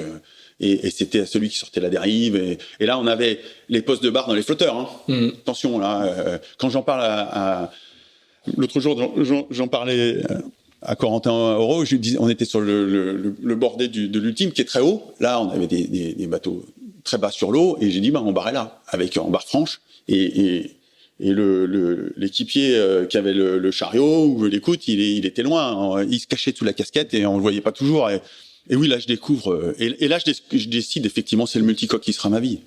Je vais refaire un petit peu de monocoque, mais par la force des choses. Mais il me fait découvrir le côté aérien. Laurent avait cette faculté aussi d'être toujours très très aérien, mais aussi pour se faire plaisir. Le plaisir était toujours présent dans sa manière de naviguer et d'être. Et ce qui n'est pas toujours performant, hein, mais il fallait toujours monter très haut, il fallait monter en bout de dérive. Et là, on vit 2 ans avec des Tours de l'Europe. Tours de l'Europe, pareil, c'était les courses qui étaient incroyables. On faisait des voyages, on est rentré dans l'arsenal de Venise en multicoque. Et on est allé jusqu'à l'archipel de Stockholm, en passant par Barcelone, en passant par Londres, en passant on faisait des voyages. Et là, c'est pareil, c'était une ambiance, ces Tours de l'Europe, avec le bateau qui était notre adversaire, qui était Loïc Perron avec Fujicolor, qui était souvent meilleur que nous. Mais on avait nous cette folie. Je me souviens à Helsinki en Finlande, une des étapes du Tour de l'Europe, on arrive le 21 juin et c'est pour le coup c'est une fête dans les pays nordiques de fou. Et c'est Midsummer. Mais je nous vois encore déambuler tous les 5 avec nos vestes Primagage rouge et blanche là, et où on se mettait pas de limite. On arrivait le lendemain matin, on n'avait pas dormi de la nuit, nous non plus. Et où Laurent, il nous regardait, il disait, vous êtes sûr que vous voulez y aller? Moi, je tomberais bien amoureux. Et puis finalement, on y retournait, mais c'était incroyable. Et là, on va jusqu'à la route du Rhum 94. Qui gagne. Et quand je me souviens, je monte en tête de mât parce il a un problème de hook. Il a une chance sur cette route du Rhum, mais tout est dans la vista là. Il a failli chavirer à l'arrivée. C'est les coups de grand voile qu'il sauve en faisant le clown. Il se retrouve à l'arrivée à se suspendre sur la sous-barbe. Fameuse photo, ouais. Et c'était trompe la mort tout le temps comme ça, tout le temps. Et même à l'arrivée, c'était pas grave. Il pouvait tout perdre juste pour le panache. Et je monte en tête de mât déhooké. Il n'aurait pas pu déhooker ni prendre de riz. Et là, il a cette générosité dans le regard et dans dans la victoire où je lis dans cet homme que moi je veux vivre ça un jour, je veux connaître ça un jour, je veux voir ça aussi, je veux ressentir ça aussi, et il traduit ça très bien. Et c'est fou cette route du Rhum 94. On fait aussi beaucoup de bêtises. La route du Rhum 94, l'arrivée, tout le staff, tout le codir de Primagaz vient à l'arrivée. On est au Creole Beach, super hôtel tout neuf, et il y a un petit restaurant et tout où ils avaient réservé effectivement tout le restaurant et tout. Et puis à un moment donné, on entendait que les couverts et tout. Et puis nous, on se regarde tous les 5 ans, on dit c'est pas possible. On a gagné la route du Rhum, quoi. Le patron, on l'appelait le patron. Le patron, il a gagné la route du Rhum. Et là, on s'emmerde à mourir, quoi. C'est pas possible. Donc là, nous, on se lève et puis on décide de sortir et de s'en aller. Et en sortant, il y a Olivier Wrosinski, il voit la lance à incendie. Et il dit, on va pas partir sans leur dire au revoir. Et là, je lui dis, ouais, t'as raison. Et là, on déroule la lance à incendie dans le jardin, dans la pelouse qui est là. On branche le raccord pompier. Moi, je prends je mets, parce que là, j'étais costaud, là. Je mets à l'entrée. Et là, je dis à Nat et Martial, go. Et là, on a ouvert la lance à incendie et c'est te dire à quel point on était sans limite, même avec les partenaires, quoi. Et là, on a mis tout le monde au fond de la salle. Ils étaient tous, c'était un film, quoi. Et les femmes en robe de soirée, les machins, tout. Et là, coup de bol, le monsieur Inglesi, le patron de Primagaz, il prend ça bien. Et il dit, mais ils ont raison, ces jeunes. On va pas, Laurent, il a gagné la route du Rhum, on va pas. Et nous, on attrape Laurent et on le chope et on le met dans le vivier à homards. Et là, on commence à acheter les homards et tout. Et on va faire la même chose après dans la piscine. Et là, par contre, on va faire une bêtise. On va balancer tout ce qu'on peut dans la piscine de l'hôtel et tout, jusqu'à les plantes vertes et tout. Et du coup, l'eau de la piscine devient marron, et on perce le lino de la piscine. Donc là, la facture. Mais voilà, ça va jusqu'à la fête de la route du Rhum qui est sans limite, quand même, vraiment, ce qui est... Et... Finalement, c'est une période qui va durer que 2 ans. Ça va beaucoup te marquer, mais ça va être une période courte mais intense. Ouais, ça va être... j'ai l'impression que ça... Parce que c'est fait pareil, quand le Wincher, c'est Mike Horn, voilà, ça donne le ton, quoi. Et la copine de Laurent, c'est Isabelle Pâtissier, qui est à l'époque la star mondiale de l'escalade une des fiancées de Laurent. Mais oui, qui nous éblouira aussi, qui nous emmènera aussi dans nos retranchements. Et donc, c'est des rencontres avec des femmes incroyables. Oui, ça va beaucoup. Comment ça se finit ? Ça se finit... ça se finit pas super bien, dans le sens où Laurent fait ce cadeau, en fait, de comprendre que il faut pas que je reste avec lui. Et là, ça se finit un peu violemment, comme dans un couple quand les gens s'aiment trop fort et trop fusionnels. Et il va me virer. Il va me virer pour effectivement que je reste pas dans son équipe à végéter là. Et en m'offrant finalement la transition avec le trophée Jules Verne, avec Olivier de Kersauzon, mais en étant effectivement en me rejetant, quoi. Mais je comprendrai après, parce qu'après on se reverra et on se parlera de ça et tout. Mais à ce moment-là, je comprends pas. Je vis ça comme une rupture amoureuse, quoi. Et pour autant, là commence une envolée où je vais enchaîner les navigations. Ça peut être un peu fou, quoi. Il reçoit un coup de fil de Olivier de Kersauzon, qui vient de tenter le trophée Jules Verne et qui est revenu. Et le retour s'est pas très bien passé. Et ils se sont bagarrés, ils se sont expliqués entre eux. Enfin, ils ont débriefé, quoi. Et là, il cherche un équipier pour repartir avec lui. Et là, Laurent descend dans l'atelier en bas et il dit Olivier de Kersauzon, il t'attend à Brest et t'es viré. Ah oui. Ouais. Et donc, je comprends pas. Puis, je n'avais pas du tout projeté. J'avais aucune connexion avec Olivier de Kersauzon. Puis, c'est pas du tout les mêmes, c'est pas les mêmes mondes, quoi. Ah, bah là, je passais. Tu peux pas faire plus contrasté. Voilà, c'est ça. je pouvais pas passer d'un monde à un autre avec plus de ruptures et plus de là, et je comprends pas pourquoi. Qu'est-ce que j'ai fait comme erreur? Qu'est-ce que j'ai fait comme faute? J'avais pas fait de faute. C'est qu'il se rendait compte que si je restais là, et il me le dira après. Il me dira, j'avais senti et je voulais que effectivement tu puisses t'envoler et que tu puisses. Martial, il n'allait pas le faire parce que c'était pas son caractère. Nat non plus, Olivier Zolive non plus. Mais moi, je pouvais envisager de faire autre chose et tout seul. Et donc, il fallait que il me pousse du nid, quoi. Et là, pour le coup, je suis tombé du nid. Et je suis tombé dans un autre un autre phalanstère. Un autre guêpier, quoi. Et à quel moment tu fais la coupe? Parce qu'il y a un passage à la Coupe d'Amérique. C'est vrai, ouais. Si ma chronologie est bonne. Non, mais t'as raison. Le moment où je fais la coupe. Parce que c'est là, tout à l'heure, on a parlé en introduction, je parlais de ton éclectisme, parce que là, on a déjà balayé un nombre de supports et de pratiques. On n'a pas encore fait le solitaire, mais il y a ça que tu fais quand même. Ouais.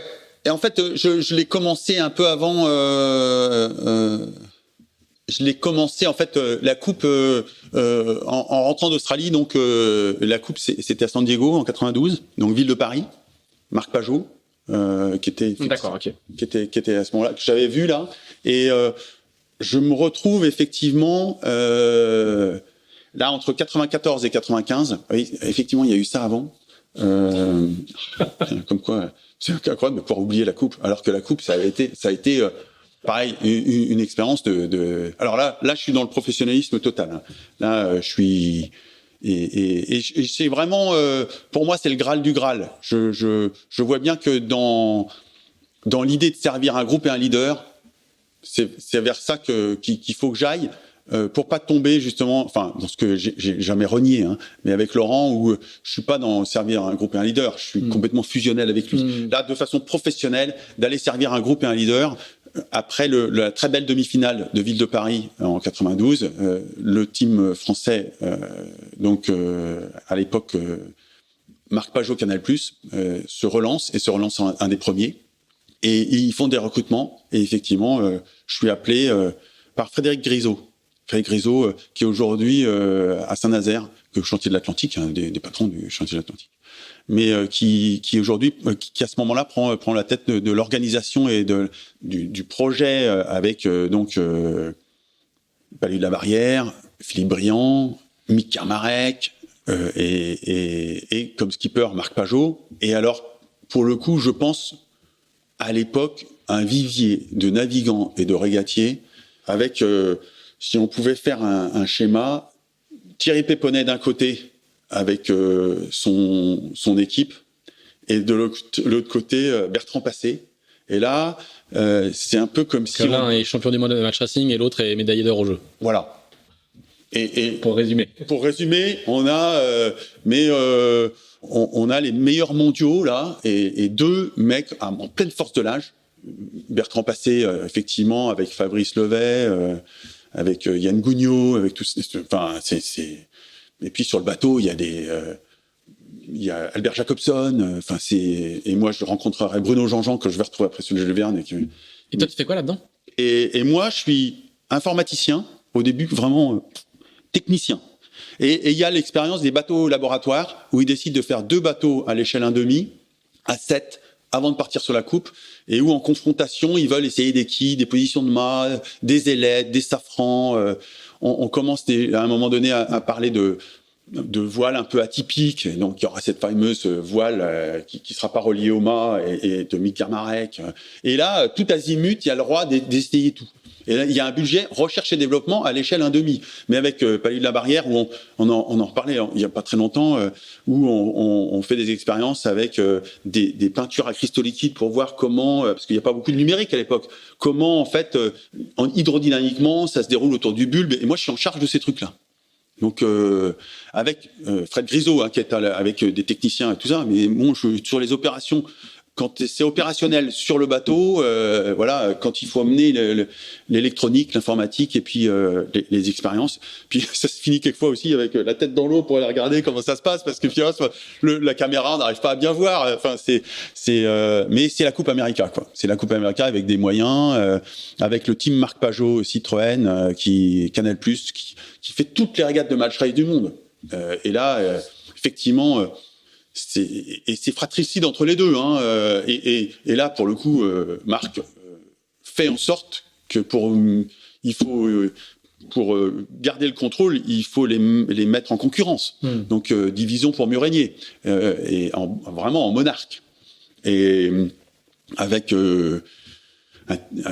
justesse, mais c'est dommage, parce que là, pour le coup il y avait sans doute moyen à ce moment-là. Je le revisite maintenant, c'est ça le problème de l'histoire.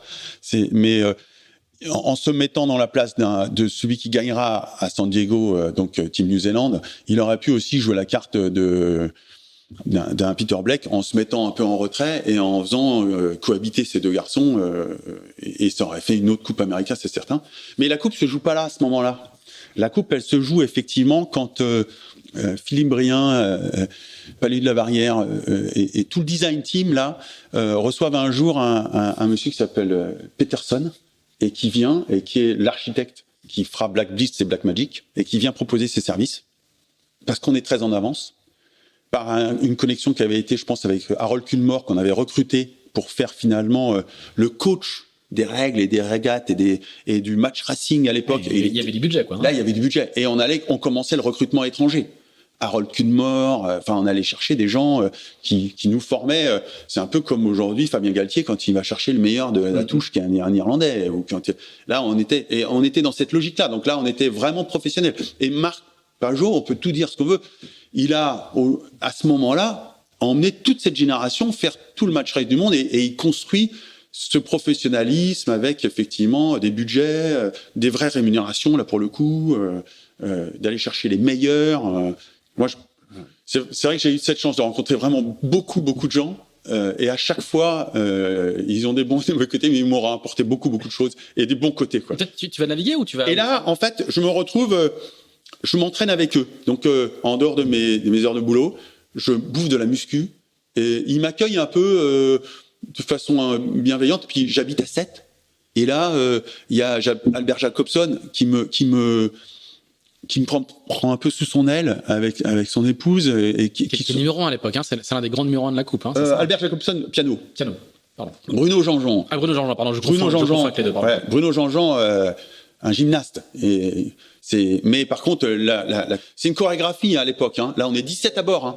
Et quand tu réussis un empannage, c'est des heures et des heures de chorégraphie où les mecs c'est vraiment, tout est millimétré. Et là, la vie à 7 je suis un peu, j'arrive de Bretagne et tout, et ils me mettent sous leur coupe, et du coup, je fais du Thierry Chappet, tout ça, ils me permettent de m'étoffer physiquement. Alors que, vraiment, jusqu'à ce moment-là, j'ai encore cette, ce que j'ai raconté tout à l'heure, c'est ce mal-être ou ce malaise par rapport à mon corps, et là je m'étoffe. Là je fais de la muscu. Là où tu deviens athlète, quoi. Là, voilà. Et puis on me donne du temps pour le faire, et on me donne des moyens pour le faire. On fait du sport ensemble, et avec Beignat, qui était même génération que moi, avec effectivement toute une équipe là qui est incroyable. Le vivier de navigants qu'il y a à ce moment-là, et le groupe de navigants sportifs qu'il y a à ce moment-là est exemplaire. Et il y a une force, il y a une puissance de feu. Et en fait, je me retrouve à temps en temps, il y a un blessé, de temps en temps, je commence comme ça, en remplaçant un mec, en faisant du match race à l'entraînement. On avait 2 jodes, des Jeannot One Design, qu'on détruisait systématiquement, parce que, alors pour le coup, les 2 s'écharpaient et se cartonnaient et tout, et puis après on les réparait. Et donc j'ai la chance de pouvoir faire partie avec tantôt Bertrand, tantôt Thierry, de certains entraînements. Puis en remplaçant en MEM 36 certaines courses, qui étaient, par exemple, le MEM 36, c'était le monotype mondial, où on allait faire effectivement des courses à Miami, on allait faire des courses chez les anglo-saxons surtout. Et j'ai cette chance d'être finalement, je suis pas titulaire. je suis l'équipier remplaçant. Et d'ailleurs, jusqu'à San Diego, moi, je préparerais les bateaux. On avait après construit 2 classes America. Donc là, pour le coup, 2 classes America d'abord à 7 en confrontation speed test, où on partait en remorque tous les matins. On partait à 5h30 le matin en remorque. On grayait tous les bateaux, les navigants arrivaient. Et puis là, on faisait des tests avec d'un côté Thierry Péponnet qui barrait et de l'autre côté Bertrand Passé. Il y avait un très bon barreur aussi que j'aime beaucoup, qui était Bernard Malaret, qui était là et qui était... Et moi, je vis je partage une maison à Sète avec Mick Karmarek et là, pareil, je me retrouve un peu sous sa coupe. Je me retrouve un peu à me nourrir aussi de cet ingénieur qui démarrait là et qui commençait à devenir une référence mondiale de l'hydrodynamique, quoi. Avec le couple Nivelot, enfin des gens qui vraiment... Tout ça, enfin, c'est des noms que les auditeurs connaissent pas forcément, mais tous ces gens-là sont aujourd'hui encore dans des équipes de la Coupe, chez les Kiwis, chez les Américains. C'est même plus que ça. C'est les références aujourd'hui. Que ce soit chez Oracle, que ce soit chez Alinghi, enfin c'est vraiment aujourd'hui, ils font partie des décideurs de la Coupe América encore d'aujourd'hui. Et là, moi, je vis avec eux, donc je me retrouve effectivement à dîner, à manger avec lui, avec Laurent Delage aussi qui était là. Ils étaient très amis entre Laurent Delage et Mick Karmarek. Et donc cette vie pour la coupe et avec la coupe, et puis on déménage tout et on part à San Diego. Première fois que je pars, alors pour le coup là, on installe une base à San Diego, et cette coupe à San Diego, ça va être une succession de catastrophes, quoi. le soupir qui annonce la suite. Oh là là. Quand on revoit le truc, alors déjà. Il refuse. J'ai jamais compris pourquoi. J'aimerais bien qu'un jour il m'explique pourquoi il refuse effectivement. Je pense que là il y avait une guerre de pouvoir où si Peterson rentrait dans le jeu du design team, il y avait des égos ou des signatures qui auraient été moins glorieuses. Et pour autant, nous on arrive à la coupe avec des bateaux qui étaient larges comme des porte-avions et tous les autres étaient 2 mètres moins larges. Et notamment notre voisin de palier qui était Tageler avec Chris Dixon. Et quand on le voit arriver, alors il y avait faut imaginer que tout était couvert. Il y a une espèce d'ambiance de paranoïa. D'ailleurs, cette paranoïa, on ira jusqu'à nous se faire prendre les doigts là-dedans. On aura un plongeur qui se mettra dans le chenal pour essayer de regarder, photographier les quilles à ailettes. Le plongeur, c'est un Français ? Ouais. Ah oui. Ça ressemble un peu à la DGSE qui rate son opération à Auckland, quoi. C'était du même Rainbow Warrior. Ouais, vraiment, c'était du même type et on était. C'était le même, si ça se trouve. Non, c'était pas le même.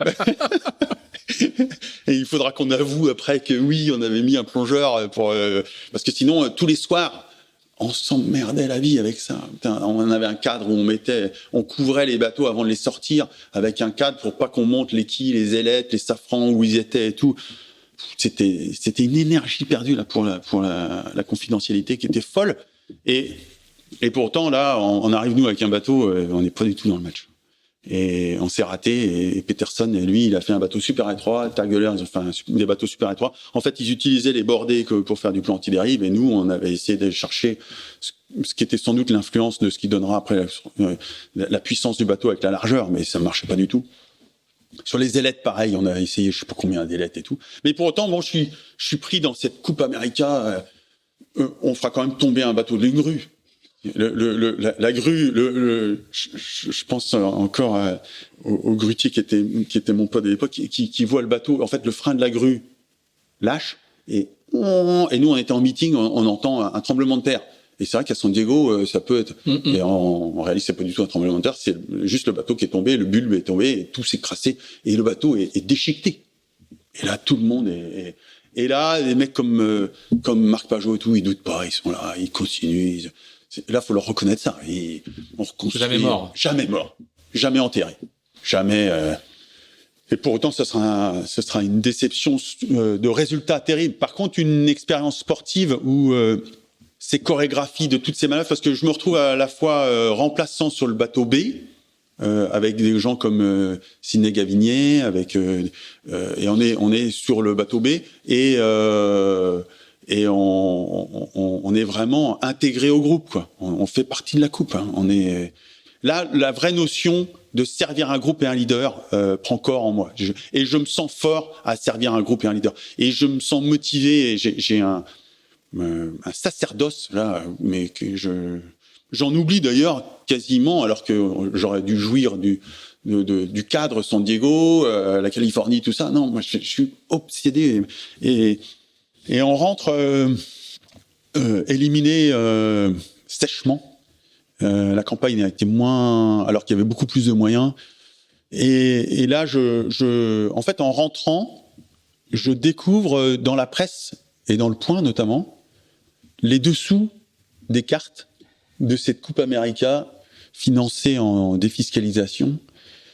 Et je m'aperçois que je suis d'une naïveté. Je suis vraiment moi, je suis un blanc-bec, quoi. Et ça m'atteint beaucoup. Je suis très affecté par la chose, ouais. J'ai l'impression de me faire manipuler. Et que finalement, avec cet argent, et si les choses étaient plus intègres ou plus justes, les choix politiques ou les choix architecturaux ou les choix de management auraient été nous auraient amené à la victoire. Je reste encore intimement convaincu que le vivier sportif de tous les gens qui étaient là nous permettait d'aller gagner la coupe, en tous les cas sportivement parlant, ça c'est certain. On était dans le bon timing, on était dans cette, on était capable d'aller jouer contre Black Beach et Black Magic, en tous les cas, ce jeune mec qui commençait qui était Russell Coutts, qui gagne à ce moment-là. Donc, c'est le début de la saga de Nouvelle-Zélande. Ouais. Avec ce qu'on avait mangé comme match race, en plus, faut voir que le match race, quand tu rentres dedans, c'est obsédant, quoi. C'est le duel. Donc, quand tu rentres dans l'obsession du duel, et là, on en a mangé, on en a bouffé, et on se refaisait les matchs, et on avait des coachs qui nous aidaient, et on était comme des joueurs d'échecs, quoi. Et donc, je rentre de ça, très épité, et je découvre que finalement, c'est pas si propre que ça, et c'est pas si honnête que ça scientifiquement et sportivement. Donc, là, je me remets en cause, et je me dis, qu'est-ce que je fais? J'arrête pas, je continue. Je réponds à 2-3 annonces, je mets des cravates pour aller faire des entretiens d'embauche. J'ai le doute un peu là qui s'installe, et puis Cathy un soir elle me dit tu vas pas retourner dans un bureau, Thomas, t'es pas capable, t'es plus capable de faire ça. Maintenant t'es lancé, quoi. Je dis, qu'est-ce que t'en sais, quand même.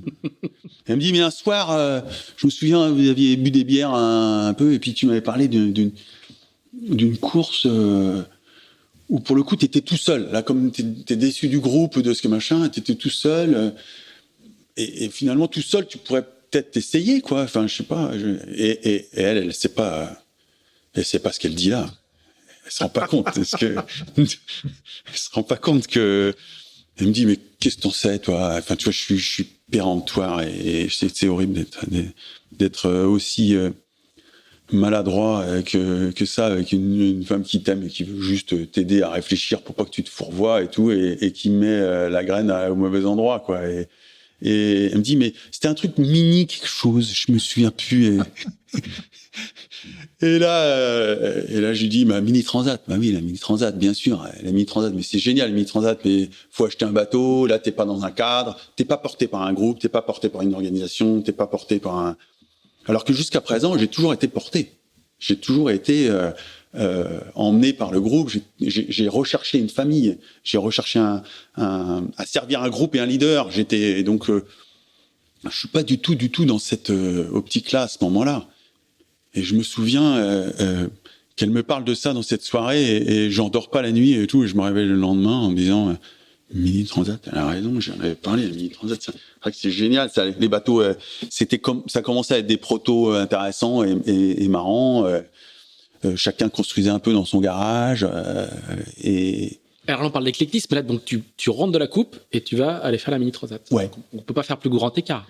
Ouais, mais je pense que quand je regarde ce que je fais encore aujourd'hui, je m'aperçois que je peux être heureux sur une wing et avoir un des plus grands trimarans du monde, Sodebo, volant, et finalement avoir cette c'est pas du bullshit, c'est cette même émotion et dans ma tête, dans mon cortex, c'est relié en fait. J'y mets pas autant de barrières.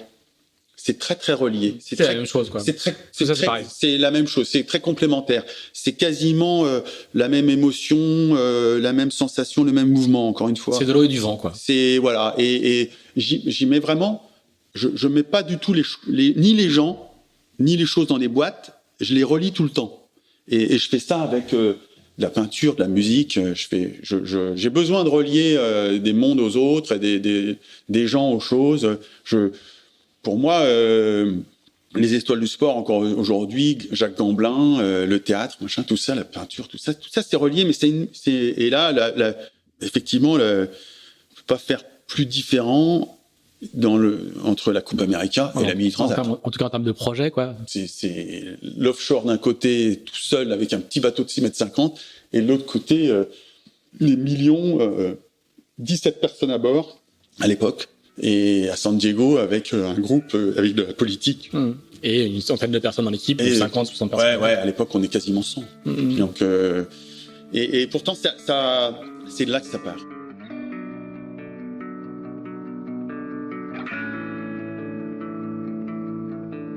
Voilà, nous allons laisser Thomas Coville revenir de la Coupe de l'América et mûrir son projet de participation à la Mini Transat 1997.